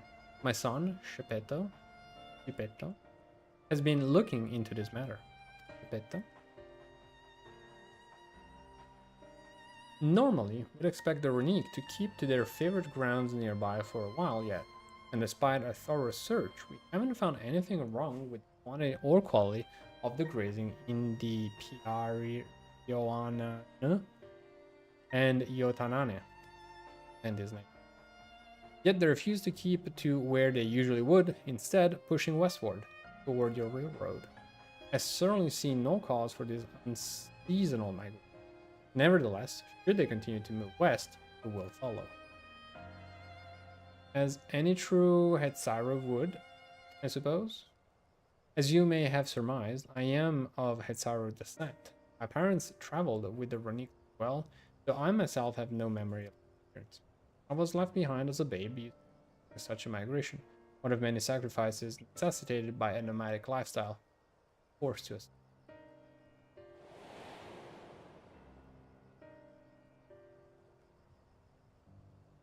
A chance encounter with a kind Pelu merchant was the only reason I survived.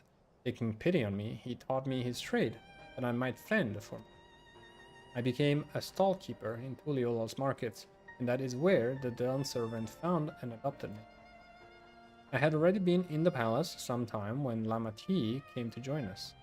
Like me, she had been cast aside by her parents.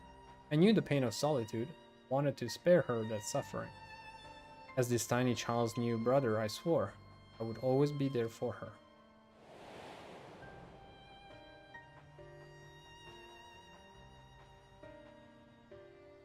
Truly, I have never heard of the Ronique choosing a path so arduous as to force such a terrible decision, nor of any Hetzaru willingly leaving their own flesh and blood behind. There must have been some exceptional circumstance. I cannot say. The idea of following in their footsteps that I might better make excuses for their actions never much appealed to me.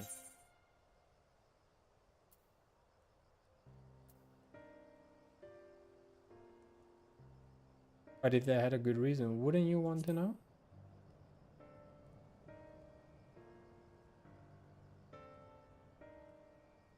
As is so often the case, you are correct. Though my discomfort with the Hetzaru may arise from fear of reopening old wounds, rather than blind fervor for innovation, it would nevertheless see me repeat past mistakes. And to refuse to learn one of our country's treasured tradition would make me a poor Dawn servant indeed. Please, teach me of the Ronique and what they meant. I promise to listen with an We would be delighted. In the meantime, your companions are welcome to look around. Will you learn of Hetzaru culture with me? I should like to approach this with the fervent curiosity that you and my sister share, but it would be useful to know where I am, whether I am doing it correctly. This is settled. You'll learn more of the Ronique and we'll have a look around the plains, and perhaps, in the process, we'll find the answers.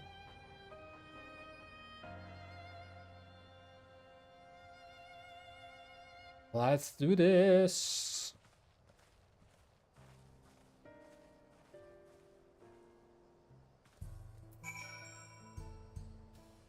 I had just watched someone play the prologue and wanted to try it, and now I'm googling what words mean in French.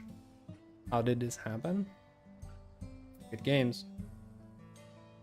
Good games do that to us. The quickest way to learn about our way of life is to do as we do. I hope you're not above manual labor. I am not the most experienced, I'm ashamed to admit, but I shall put forth every effort. That's all we ask. Take these tools. You're a tool. What? Thank you. Now, introduce yourself for to anyone who looks busy and ask if you can help. I'll be happy to teach you what to do in exchange for another pair of hands to do it. I like that. Let us meet back here later to share what we've learned.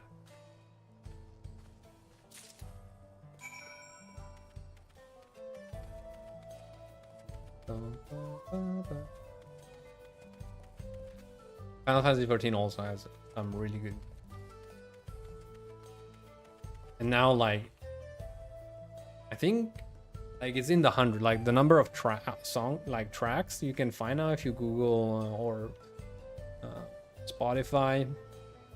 Final Fantasy XIV is like in the hundreds.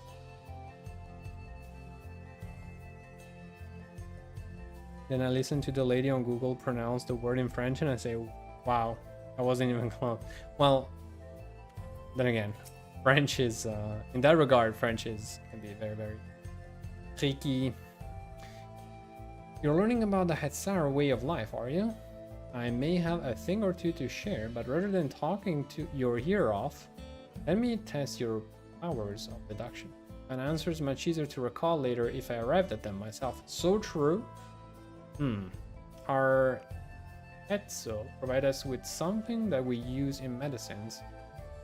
Poultices and soap to drive away pests and to sustain our fires. What is it?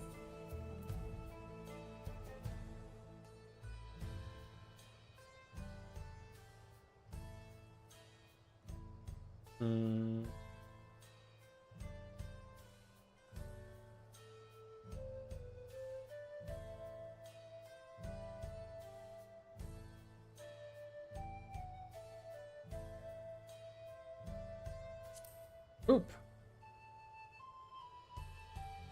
It sounds like there's a story there, but that is indeed the correct answer. We've discovered myriad uses for runic chips over time, each a boon to our way of. Where there is a need, our Hetzo always provide. Ah. Knew it.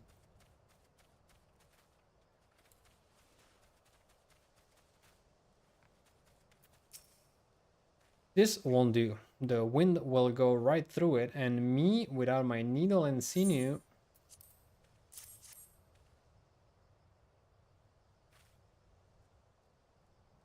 Oh, these are precisely what I needed. Shouldn't be able to patch up the covering now. Given how often we pack up and reassemble our tents, they're bound to the occasional tear. Fortunately, the runic hide they're made of is durable enough that we generally needn't worry. Okay, the runic are important so far because they poop and they're... Again. I'm afraid I've finished with my task for the time being. But since you're so eager to learn about our way of life, why don't I tell you a bit about our migration customs? If you're here, you'll likely already know that the runic are our Etso, our guides, that we travel with through the turning of the season. We trust them to lead us to fertile lands with all we need to survive. But you may not know that sometimes the herd splits into two, bound for different paths. On those occasions, we at Sarah must also part with half of our number. You may think it a strange and stressful custom, but over the years, it has seen us visit new lands and broaden our horizons as a people. This too is the wisdom of the Hetzo. Okay. Regional splitting. Also, yeah, by the way, Bob, the main reason I play this game is my mount. Because I mean... How can you not play a game where you can just stare at this for hours? And you can fly, and if you fly, you give cake. Is that a chocobo? Yes. I mean, it's a fat chocobo specifically, but yes.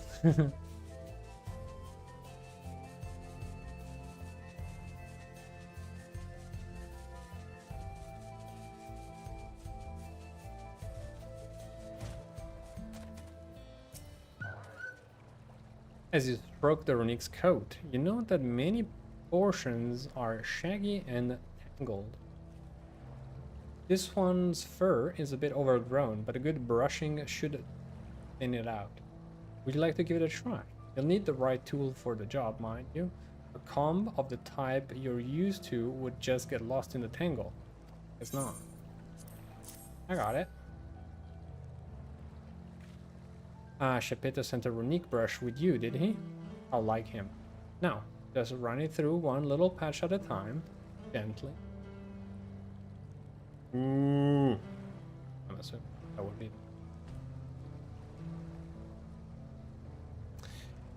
You dutifully brush the runic until your arms grow weary from the prolonged battle with its coat. It appears much tidier now. But the same cannot be said for your clothes, which have acquired a new coat of their own. Gross. Well done.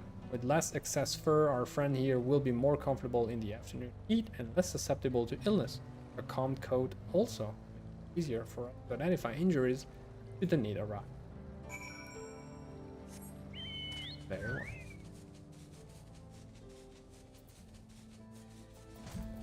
Time for the test. Never seen one so chubby. Yeah.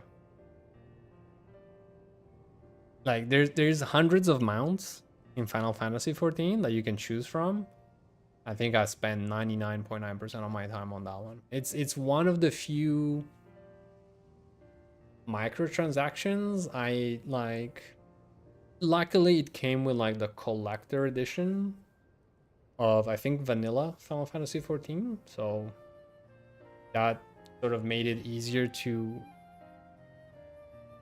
for my brain to excuse itself of spending money in microtransaction. But yeah, you smell of the grass and the wind, which is a good thing, I promise. You could nearly be mistaken for one of us, if a bit on the short side. Calling me short? I have to wonder how Val Koana is getting on. I assumed he would be reluctant to get his hands dirty, but it seems his wish to understand us was sincere. He did well. Ah, there he is now. Oh, found a friend. Oh boy.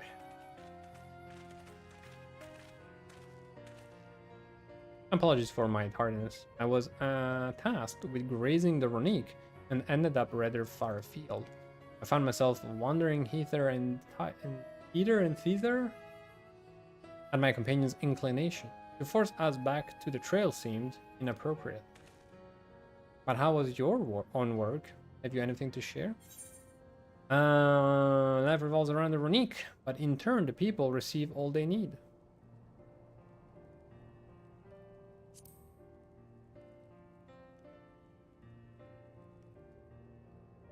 Indeed. Yes, I feel the truth of this myself. While I was hesitant to leave my fate to the whims of the Hetzel rather than tread man-made paths, I arrived where I was meant to be all the same. Mine is not the only way, though at times I lack the experience to know otherwise. My inability to conceive of how a decision might be right does not mean that it is wrong. My parents had a duty to the runic as they did to me, and so I wonder if their leaving me behind was not so selfish as an act I once believed. Sometimes reading some of the sentences is a struggle. I have no way to know, of course, and regardless, this has no bearing on our own present concerns. We are here in service of the people of Tural, after all. Nevertheless, I thank you for helping me find deeper meaning in what we've done today. And I will endeavor to remain curious, especially where the Hetzel are concerned. Well done. I'm glad to hear that. Wow. You're welcome among our herd anytime.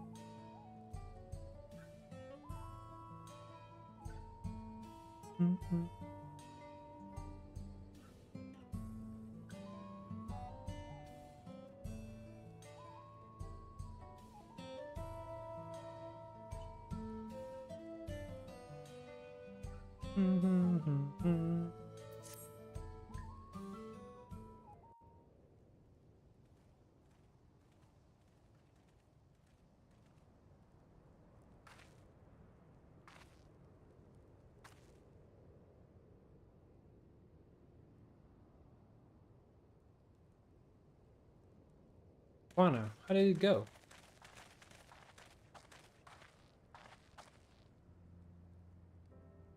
I believe I finally understand the significance of the Hetza. They nourish the Hetzaro as they grow and provide warmth and companionship in a harsh and unpredictable world. They are the equal of any man, not beasts tamed. Moreover, Runique are sensitive, so we may treat their injuries or brush their coats to keep them pale. They must ever be free to follow their instincts and seek lands where they might thrive. The Hetzara would never cage them, and neither should we. To control their migratory patterns or capture those who wander too close to the tracks is out of question. Then it is particularly important to advance our original line of inquiry. Fortunately, we were able to visit the Runique's once favored grazing ground. As we were told, the grass looks fine, but the place is too quiet. It's not just the Runique. Even the birds and the field mice have fled. We did encounter one pack of Ceratoraptors that looked to be passing through in a hurry. Typically, that sort of behavior in the fauna we associate with natural disasters, earthquakes, landslides, the like. Though the Hetzara would have surely put two and two together were the cause geological, I measured the area's ether to be certain. There was indeed nothing to suggest recent environmental disruption, but I did notice one anomaly. Please say more. A strong etheric signature to the east, moving across the plain, albeit slowly.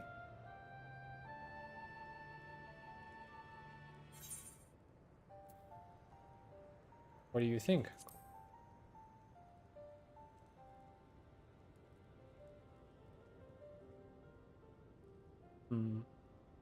Given where we are, I believe we are dealing with a powerful beast.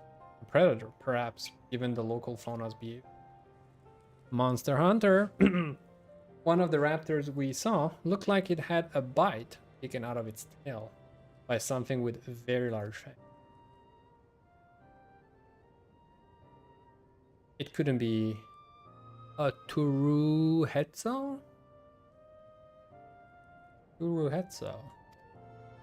That. Runique River in the common tongue. Our people have several names for such creature. Fangs that steal Hetso in the night is another evocative one. Runique can fend off many predators with their horns, but not the Turuhetso. Their scales are tough as adamant, and neither horn nor arrow can pierce them.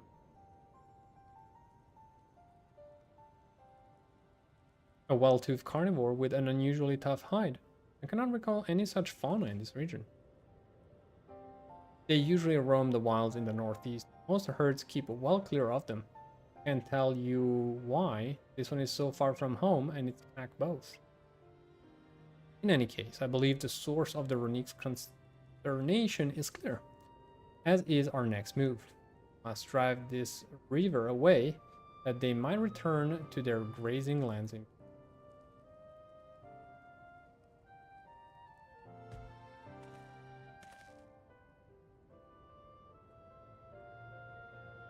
Never fear, we will make certain that the beast threatens you no more.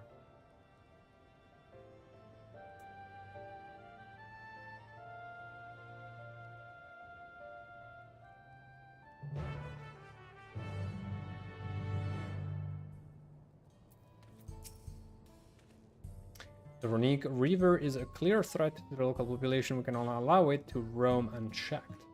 But it won't do us to go running off in search of it without having made proper preparation. And if others returning from across the plane have spotted it, they may be able to inform us of its recent behavior and where it might be found.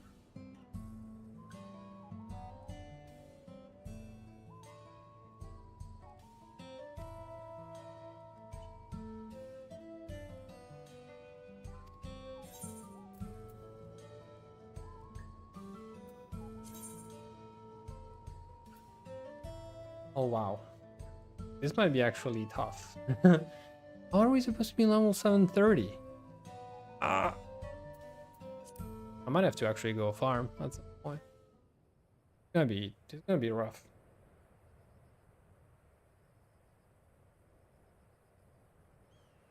This is going to be rough. My back. Broken.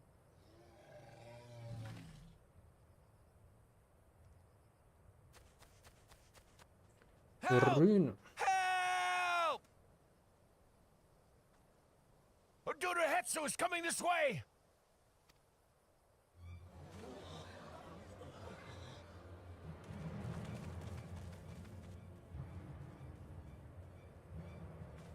It has beasts across the plains in a panic, and our Ronek are practically paralyzed with fear. We must get them to safety. We can assist by helping to calm the creatures. Once they're less agitated, it should be possible to hurt them. And after they're out of harm's way, we'll deal with the Ronek Reaver. I suggest you remain here to attend to the Ronek when they arrive. They'll be safe with me. Please, be careful out there.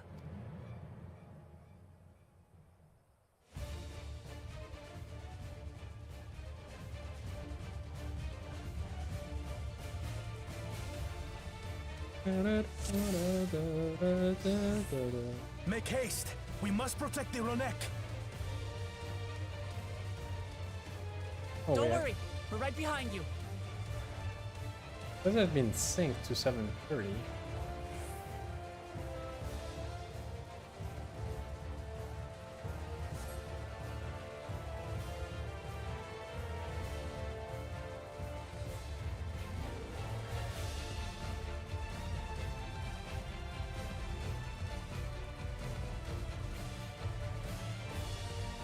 There they are!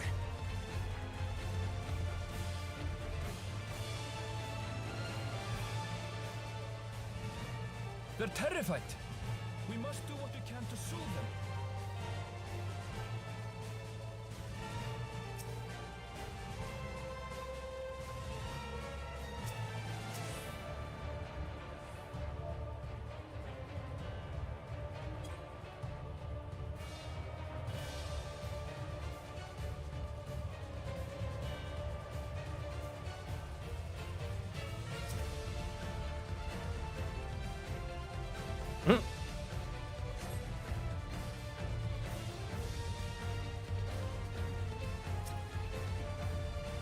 He's okay. You're gonna be fine, little Ronique.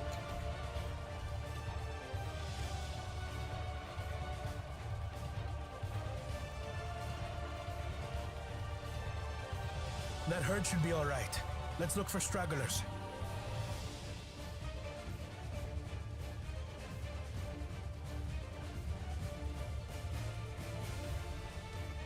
The Ronek are to rally too. None shall be left behind.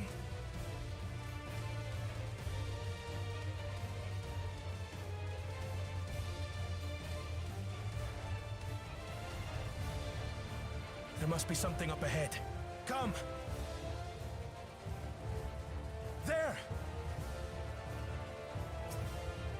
These are no match for the likes of us.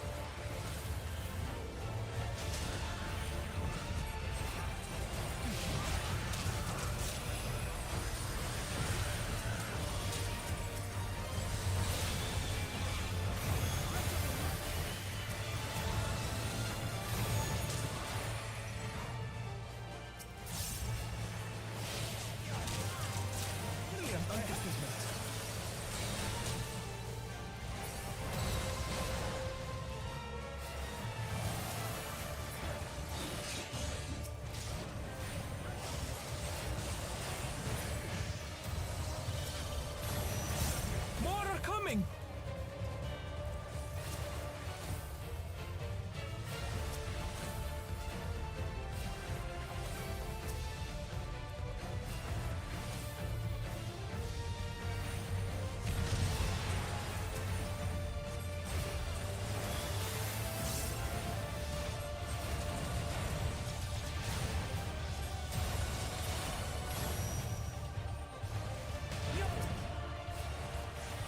Alpha alligator? What the? He big.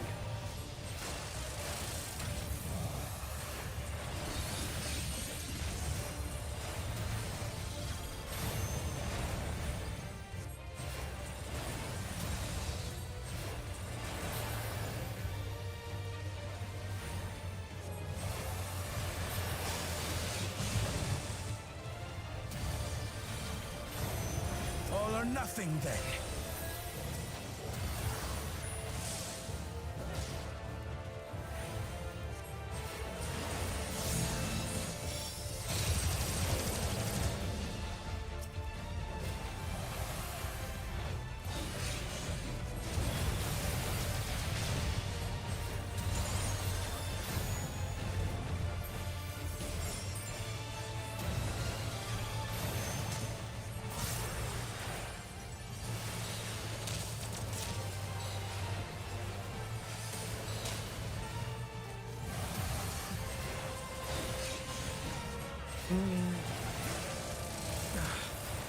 Got him. Seems that did the trick.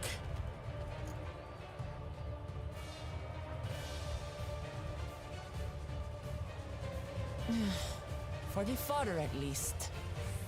But where's... That's a big one.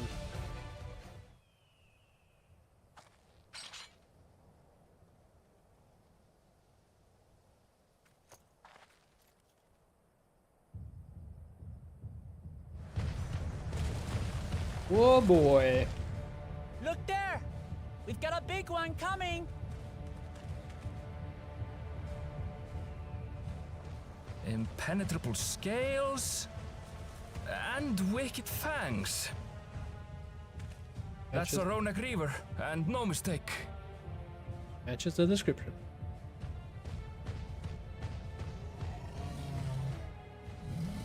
No, run! There! That one there!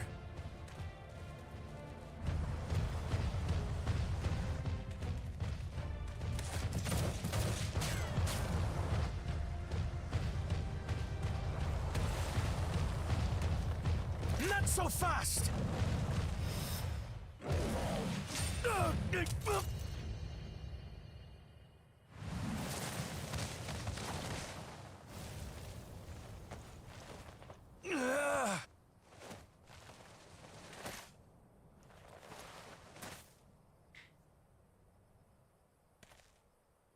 Even should it cost me my life.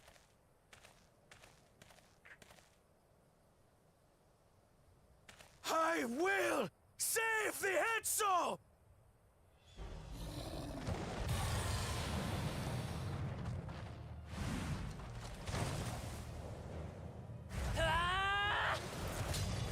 Honk.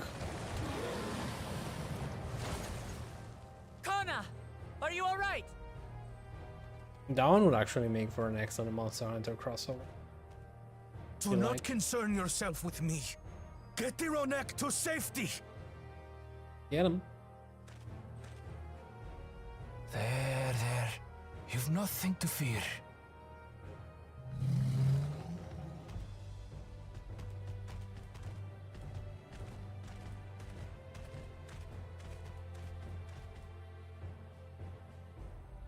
Right! Let's finish the job! Finish the job.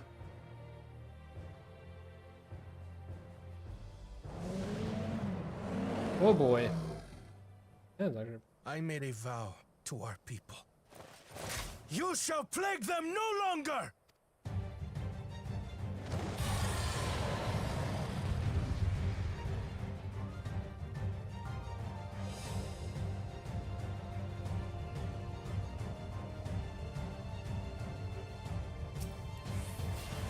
You'll find the vow of reason is not without resolve.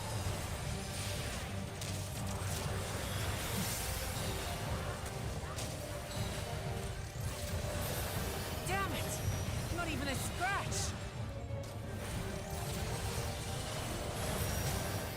Buy me some time to think, will you? Good time. It must have a weakness, and I will find it.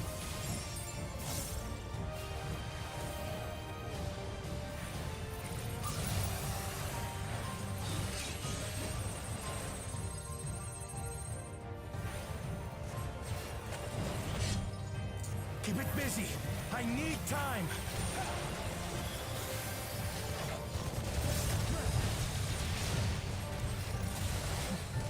Right. Go for the legs!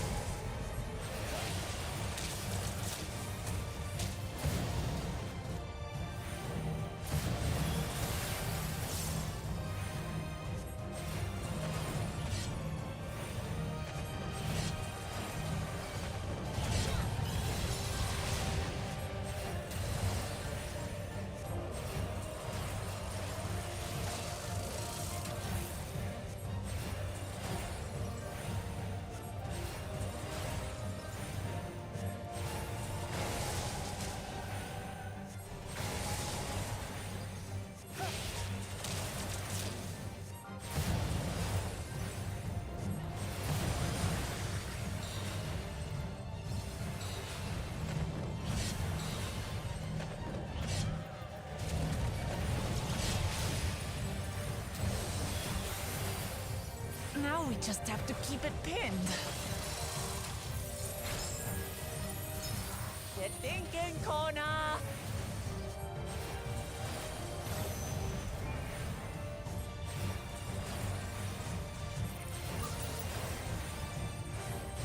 Nuke him? Protective current of ether.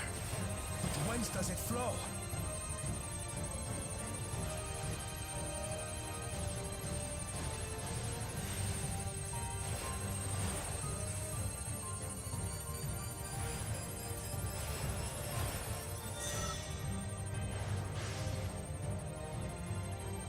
To the point of greatest I got density. it! And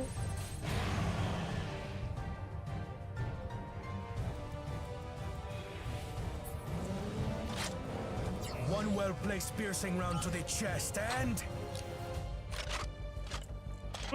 where did you pull that sniper out of? You're done for! Holy.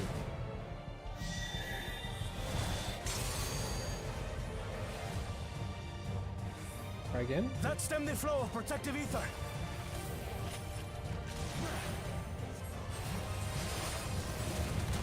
There's nothing stopping us now! Come on.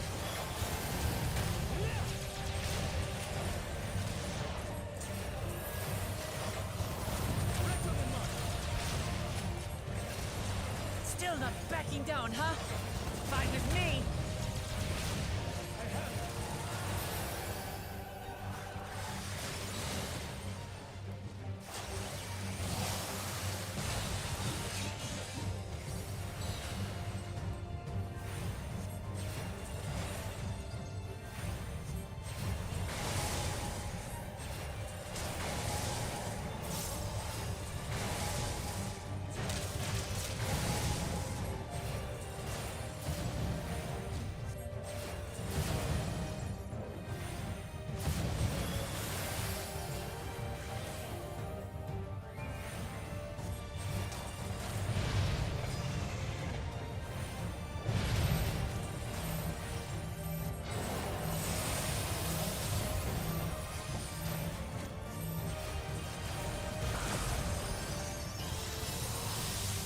Thank you very much, Bob.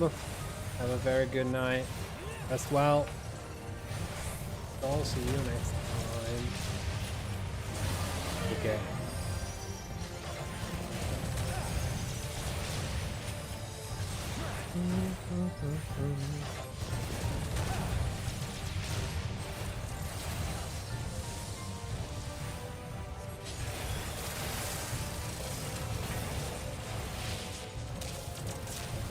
We must disperse that ether ere the river recovers it!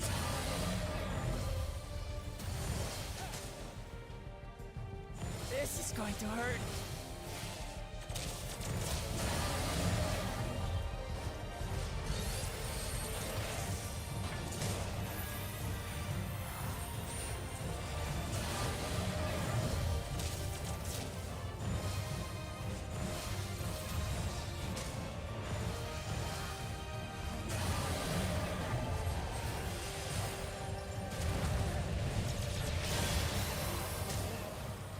Let's go. Very nice. Very nice.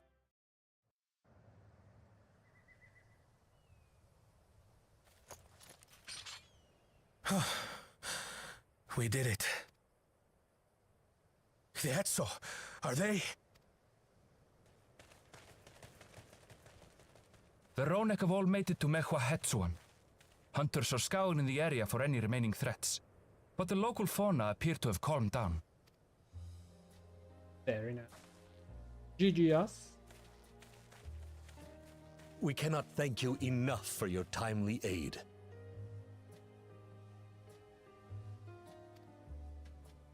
You, most of all, Bow of Reason. We feared you would be loath to take direct action, yet you didn't hesitate to put your life on the line for our Hetso. I feel like they're gonna be one of the clans that we can help build reputation with, maybe, in this expansion. I did no more than is a Dawn servant's duty.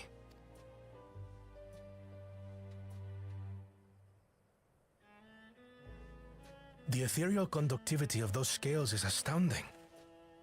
I dare say we could repurpose them to create a device that emits controlled pulses of ether.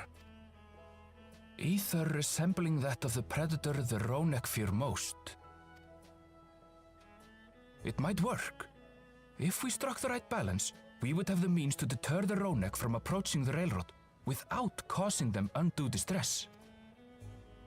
Incredible! Kona, you've done it again. I must say, I was hoping I'd never have to see one of these again. Still haven't forgotten the last one, and it's been more than 20 years now. I had come as a trader to the camp in Lozeni Hetta, a camp that was obliterated in an instant by that monster.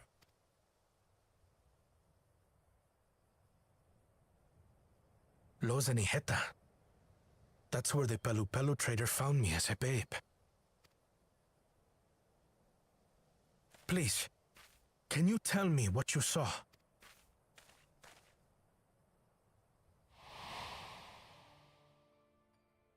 As I said, I had traveled there to trade with our fellow Hetzaro.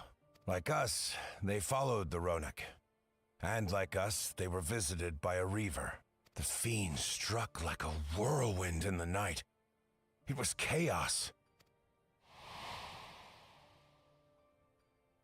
I grabbed some token belongings and bolted in a panic, thinking only of getting as far away as possible.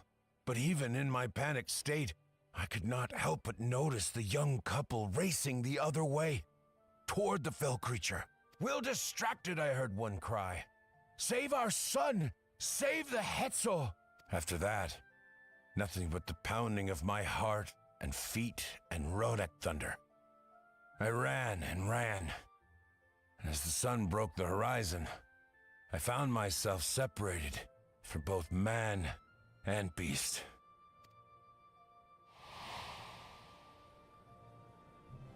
Windborne words say that a group of survivors reunited with their remaining Ronek and have long since moved on. but still more were never seen again, including the brave couple. Or so the story goes.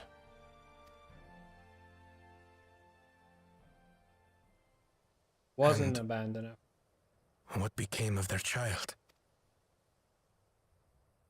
I'm afraid I don't know.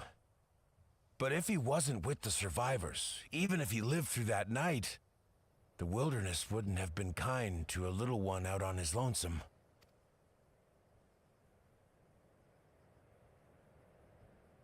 Maybe not. But perhaps a passing Pelu would. And one day, even a Dawn servant himself.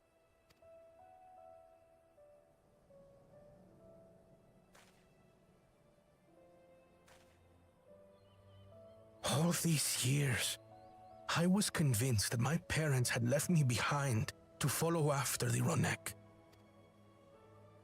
But now I see, they didn't abandon me. They were trying to keep me safe.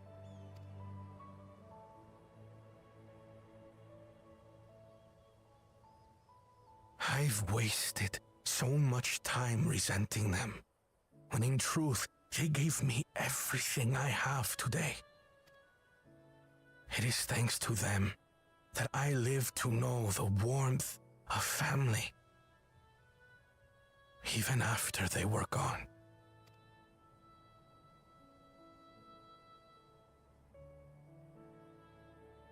And now that I am Dawn's servant, all of Tuliyola is my family. A family I will always protect, as my parents protected me.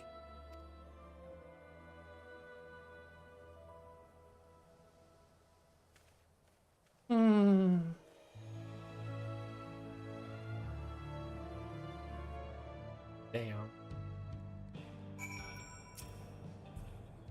To know that the Hetzo are safe is more than enough, yet would it be wrong to hope that in protecting them, also avenge my parents?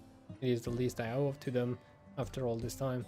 When I thank you for standing by me, as Dawn servant, as the oft imperfect man beneath that mantle.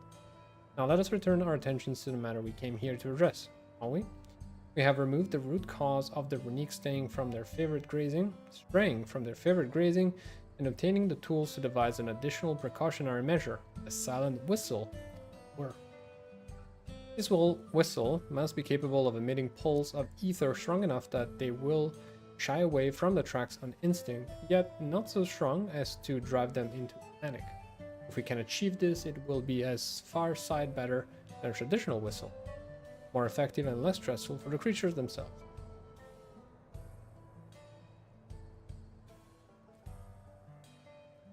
Let us return to Shaolani Station and begin work on it then. Walika and his crew will doubtless be relieved to finally have a solution.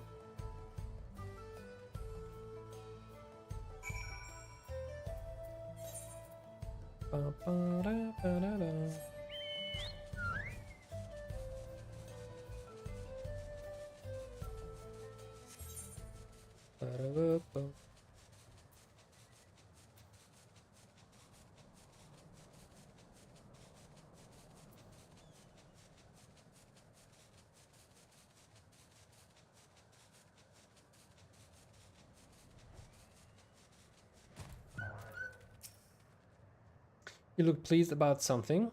Good news for the railroad, I take it? Yes, we found a silent whistle. So the Runique, we were avoiding a predator. Smart ones they are. And Valquan is not too bad himself. But with his whistle idea, sit tight. We'll have this train on the tracks before you know it. Is it tight? Very tight.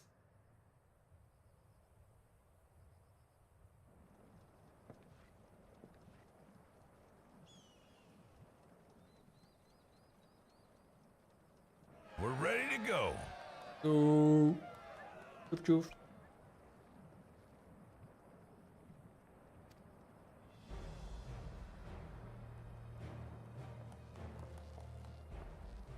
Whoa! She looks as good as new! If I had time to do a proper job, could have really made her shine. Had to cobble together the exterior with spare parts. We refurbished the interior, though. Not that you can appreciate it from out here. But as far as the Ronek are concerned, we've spared no effort.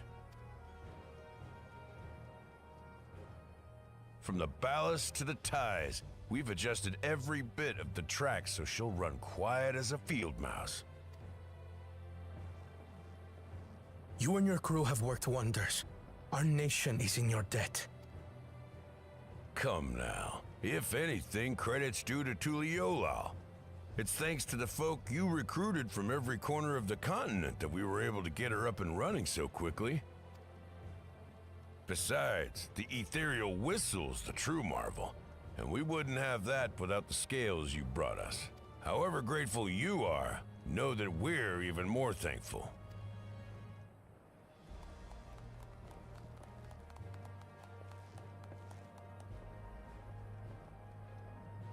Right. If we're done talking, let's put this train through her paces.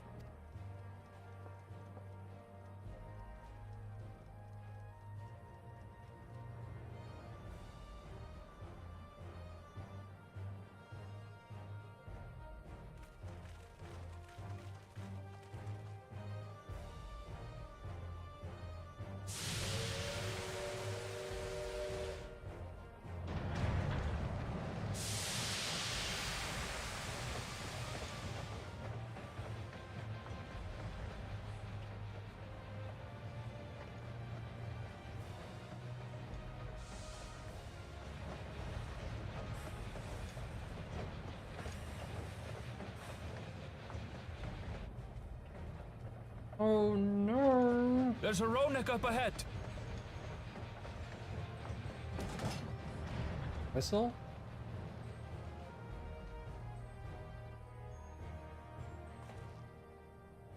Now, to test our whistle. On it. Just point it in the general direction and...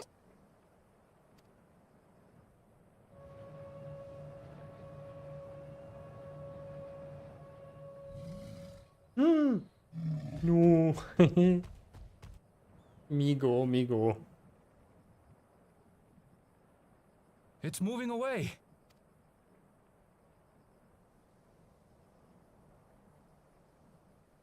Meanwhile, our friends over there appear wholly unperturbed.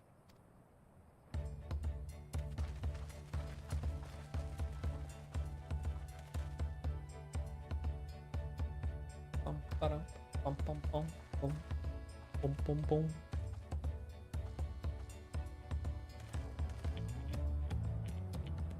With this, we can alert those who wander too close without disturbing the rest of the herd. A roaring success! In a quiet way, like. Lul.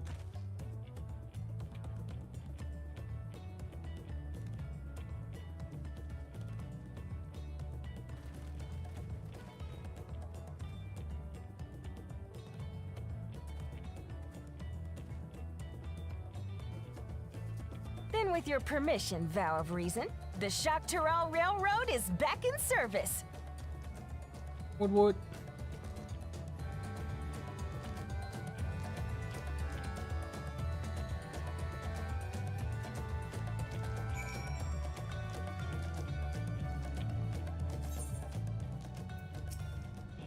For a while there, we were real worried that we'd never get the railroad running again. Now that the test drive was such a success, we can breathe easy and start hauling people to and from the dome. First Shaolani and then the continent. Watch out, Daktural, here we come. I share the sentiment, but we've got a mountain of work ahead of us to ensure smooth operations. Time to get back to it. The efforts of all here today have not gone unnoticed. Once more, I say.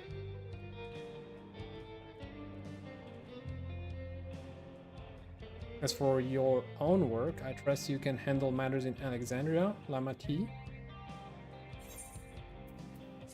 Alright. Last quest for today. Never one to stand still, Wuklamati is ready to race back to Alexandria.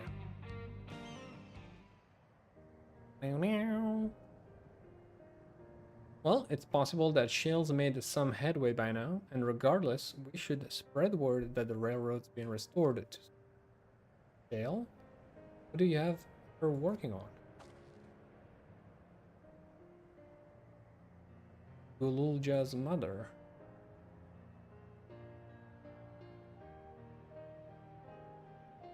I feel the same in his shoes. I felt the same. Some questions are painful to leave unanswered. There's no cause to look at me like that. The Kahiwa we met may only been a simulacrum. Her memory was real. That one, actually. I needn't search for what she left behind because she left it with me, and I will carry it always.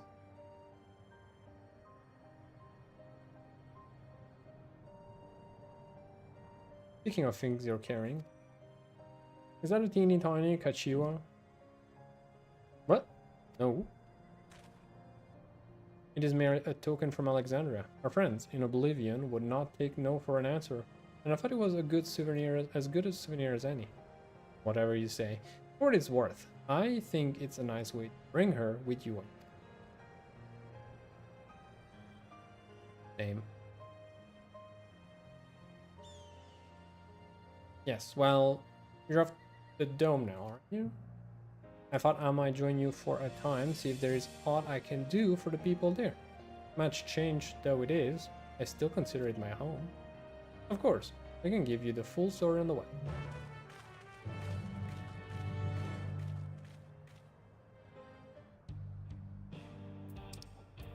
And back to the back.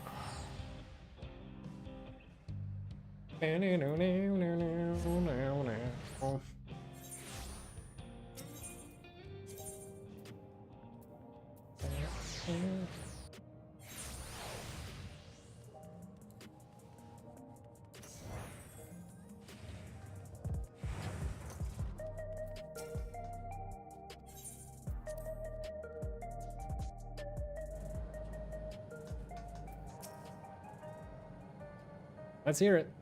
Go, go, go.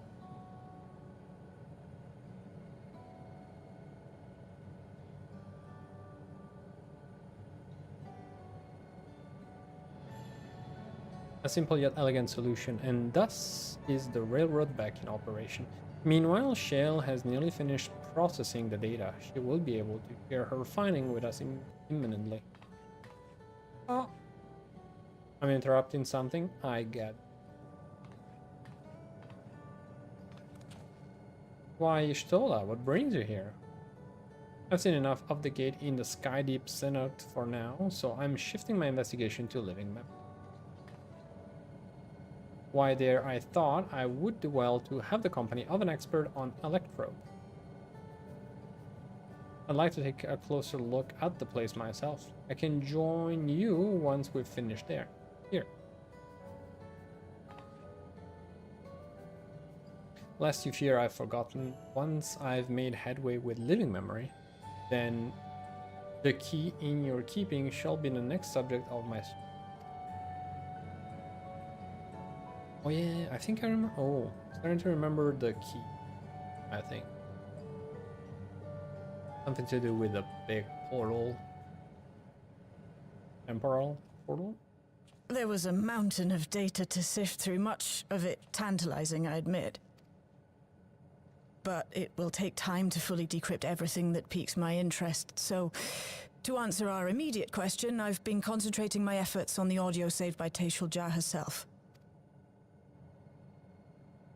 While I've not listened to it yet, I have a selection ready for playback. Would you like to hear it now? Yes, please. All right. Several audio files will now play in sequence.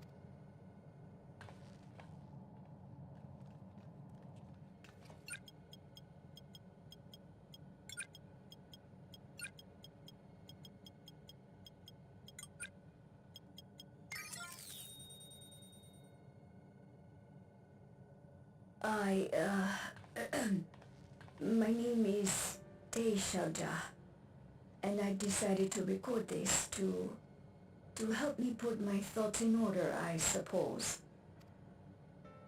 Mother? Officially I was a chirurgeon with the Lance Guard. I was part of a contingent dispatched to Yasulani to hunt a Tural Vidral that was wreaking havoc. After our mission was complete, I elected to remain. It was the perfect opportunity to document the geographic distribution of medicinal herbs in this region. Or so I said when requesting special dispensation. In truth, I could not bear to return to Tuliolal. I had hoped to aid Commander Zoralja in the right of succession, but he did not so much as look my way. I was never in contention, of course, one of the nameless many in his army. To go back and face that reality was too much for me, so I ran, and in my cowardice, I stumbled upon this path, a path that changed my life. When the dome appeared, I found myself trapped within, and reunited with my commander. How am I to speak of Commander Zoralja?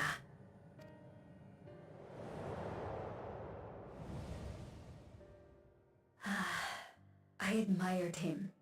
His incontestable strength, his unwavering focus. He was a man of great passions. I watched him, captivated by his intensity. From afar, I would not dare approach. And in watching, I came to know him.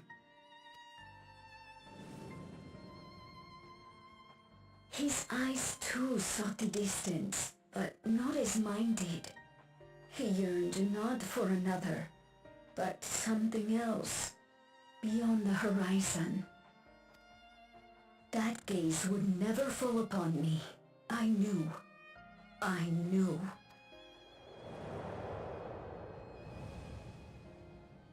The experiment will soon proceed to its next phase, and when it does, as he promised, I will have my heart's desire.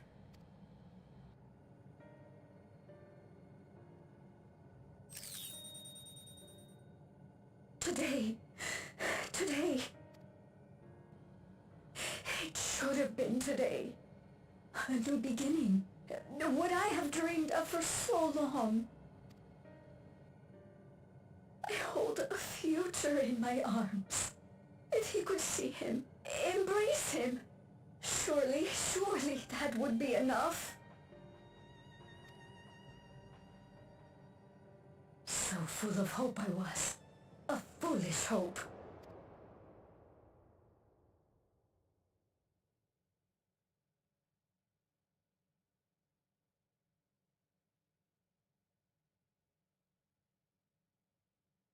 Its scales are blue.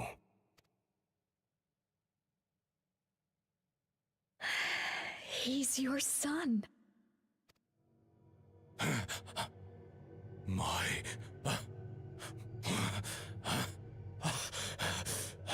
How? No, I can't.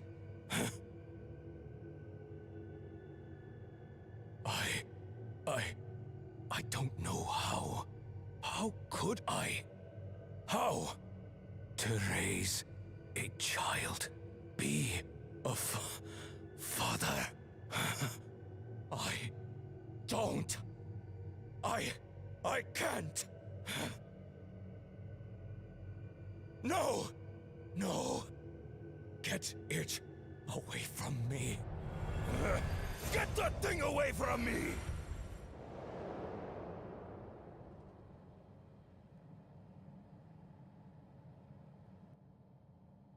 Shh. It's all right, little one. Papa was just surprised. That's all. come around, we'll be a happy family. Kaniloka's shouting for me. The research hasn't been going well, but I can't let him take it out on my baby. Hush now, little one. I know just where to hide you.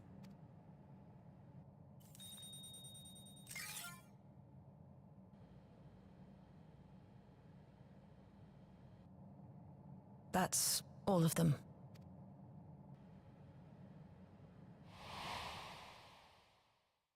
He was abandoned, the poor dear.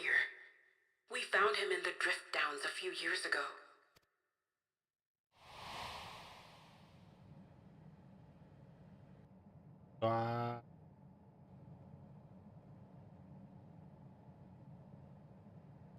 We know some manner of accident happened at the facility after this was recorded. Perhaps your mother couldn't come back for you.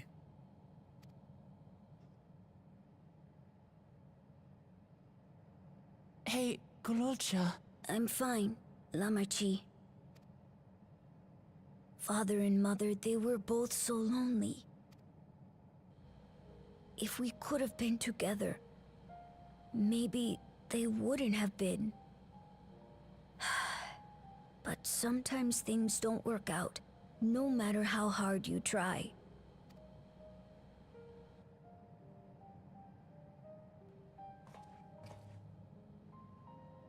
I can't tell if I'm happier now. But it's better to know, I think. Thank you, everyone.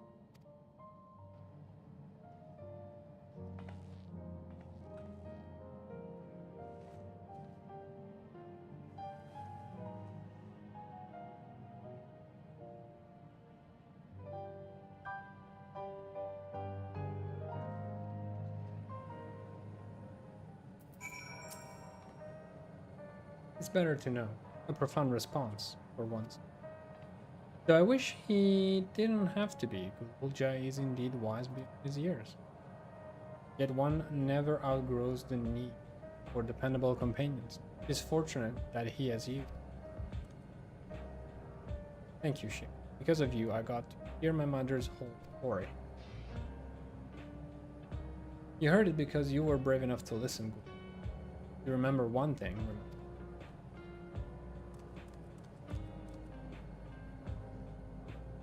Now then, having shared what I can at present, I am ready to feed the living memory when you. I am planning to be thorough, so we will need to stop for supplies on. That said, I promise we won't remain over long. I know we all have much and more to attend to. For now, farewell.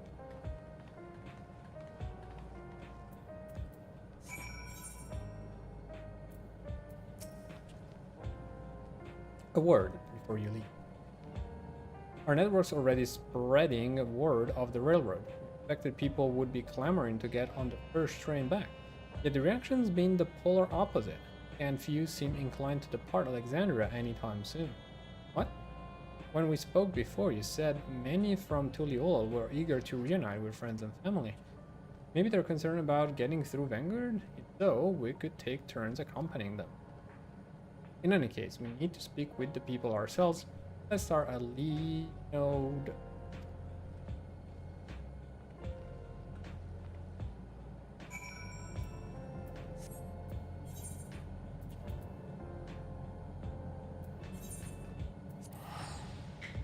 So much for I need to go make lunch. What?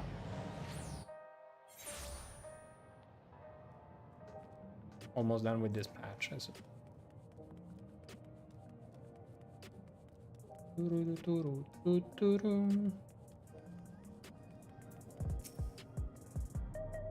There may still be people gathering in Praxis Park.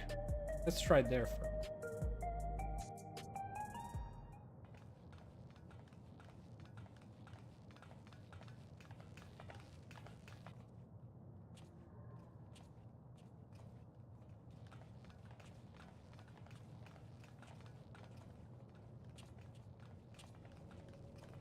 People look uneasy.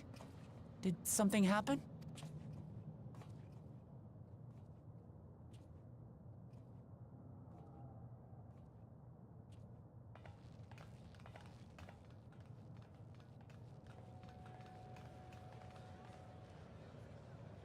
Have you heard? Someone was killed in the Thunder Yards. The Thunder Yards was one of the hunters slain by a beast. It was a hunter, all right, and a veteran at that. But it was no fiend that did him in. Only a random bolt of lightning. Such a senseless way to die. They say that he expended his last soul cells during Zoraljar's attack on the city. For an upright, hard-working man to meet such an unceremonious end, it feels wrong.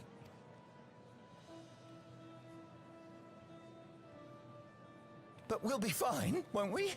Even if the system no longer erases our memory of the departed, the regulators continue to function. I shan't go before my time. Growing old and passing peacefully with the help of the ushers is only natural. Well, you may think so, but how are we to know? We have no memory of those who have gone. More may have met violent deaths than passed from old age, and we would be blissfully unaware. It could happen to you, or me, to any of us. Then what are we to do? Spend every waking moment thinking only of how we might die?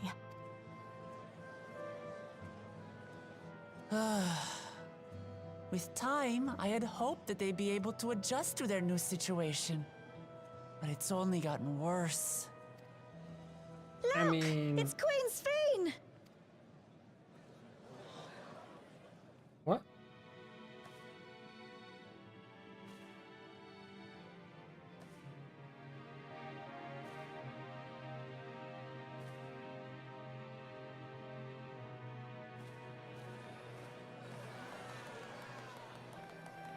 What? Exactly.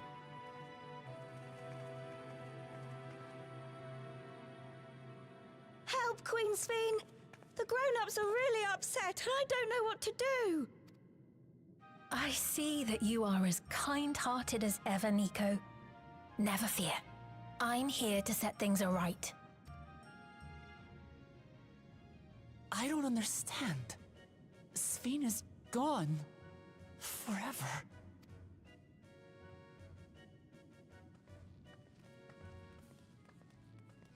You there, Gusson. You were the Queen's aide, weren't you? What's the meaning of this? Begging your pardon, Vow of Resolve. But Her Majesty Queen Sphene is paying visit to her people, as is her wont. What are you talking about? Sphene is dead. You officiated the funeral yourself. We all placed flowers to mourn her passing. A funeral? For Her Majesty?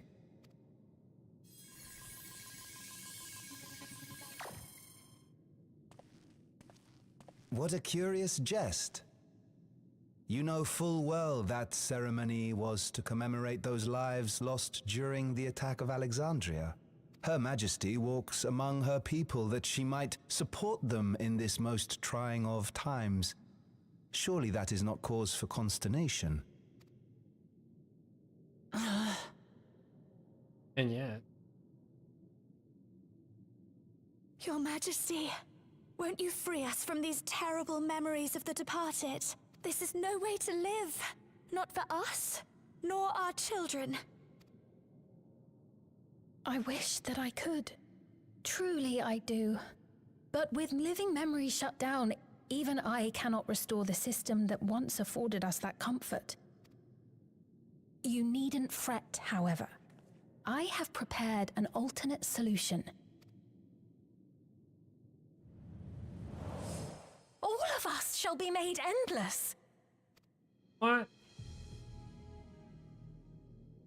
I have created a new system that allows you to transplant your memories directly into an ethereal vessel. One not reliant upon soul cells. This way, you need never again fear death. You may live as you please, and for as long as you like. Our stores of ether are, at present, not sufficient to provide this boon to everyone. But for a simple fee of But some of you received neo-regulators for the funeral ceremony, did you not? And there are still more we have yet to distribute. 5,000 in all. One day soon, those with neo-regulators will be called to join the Endless, and thence be free of suffering forevermore. But only 5,000 of us?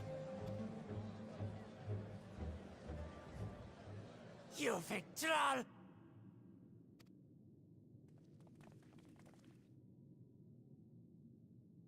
The real Sphene would never be content to save only some of her people. Who are you?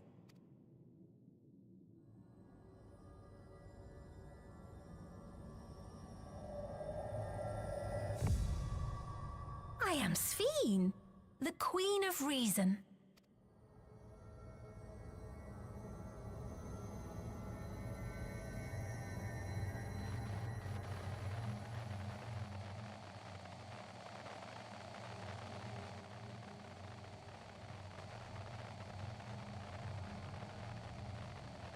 Scary. Oh, don't do that.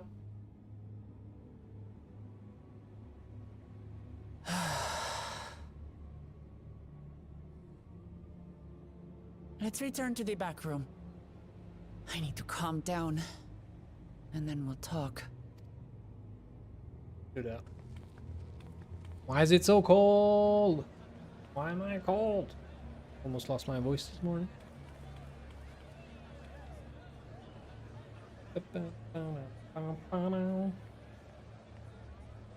Okay, so the plot thickens yet again.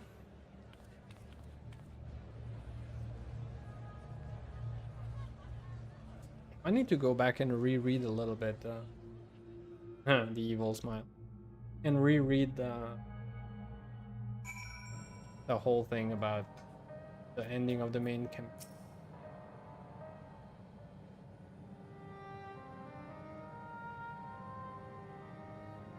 So she's back. She is. Who is she? She can't be her. No. We only caught the proclamation from a distance, but I can tell you that the message about neo-regulators was received with utmost clarity.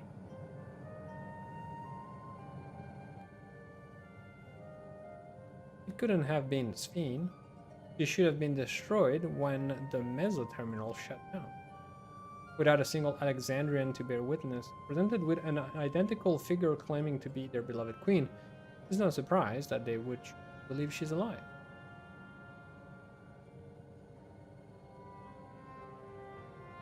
What is troubling, however, is their denial that the funeral was held in her honor.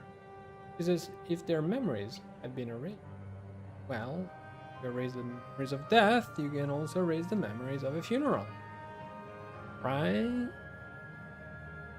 I guess. Wish I could erase them. Given that the members of Oblivion remain unaffected, that was likely the work of the regulators. But by whose design? Someone smart enough to play at being the queen of... in that guise, even if some suspect deception. Even if some suspect deception, most of Alexandria will be on her side. We need to find out who she really is.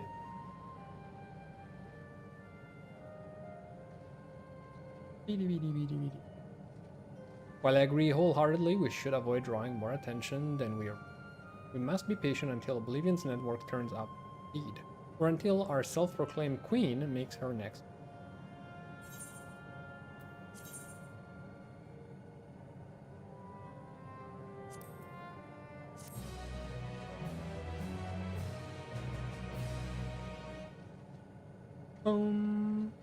Cutscene, and then we go eat.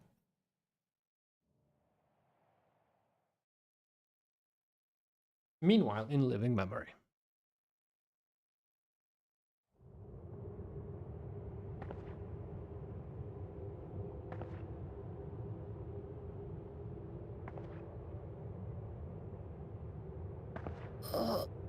Where am I?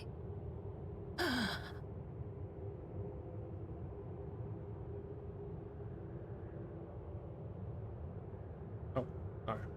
The living memory, I believe, was that sort of fake city we turned off, right? At the end of the...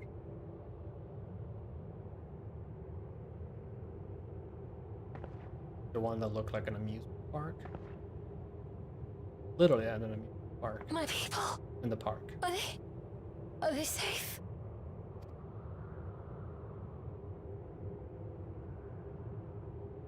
Oh. Why am I...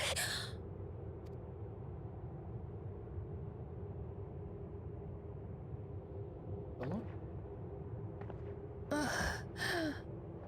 Nope.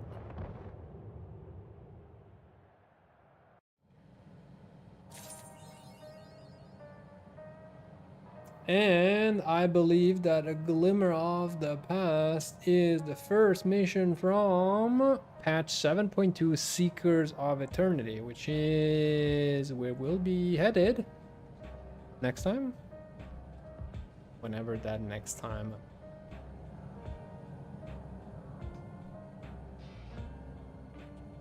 Suppose this is where we say thank you and goodbye. And yeah, we'll be back maybe, I don't know, maybe later in the afternoon. Probably tonight's gonna be more Golden Idol.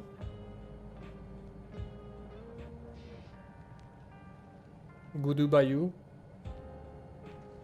And yeah, we'll try our best to continue the story live here. In the meantime, I'm gonna go get some food. So, bye forever. See you next time. Bye.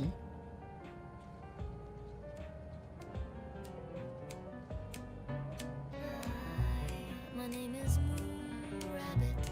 I come in peace. On the internet, I want to make friends. Sharing sometimes on video games.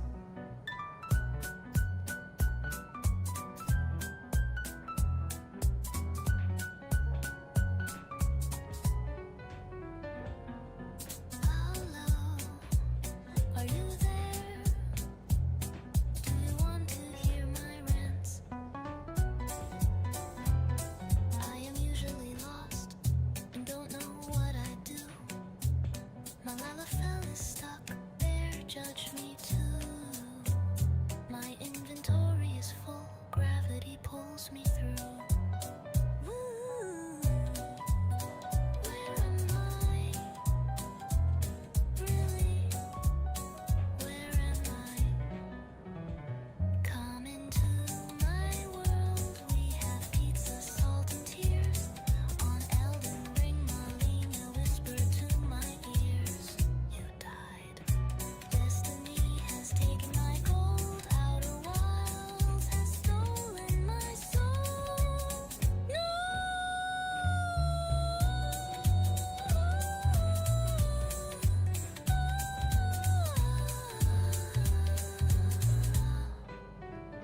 Sometimes I forget. I miss my step. Oops. Last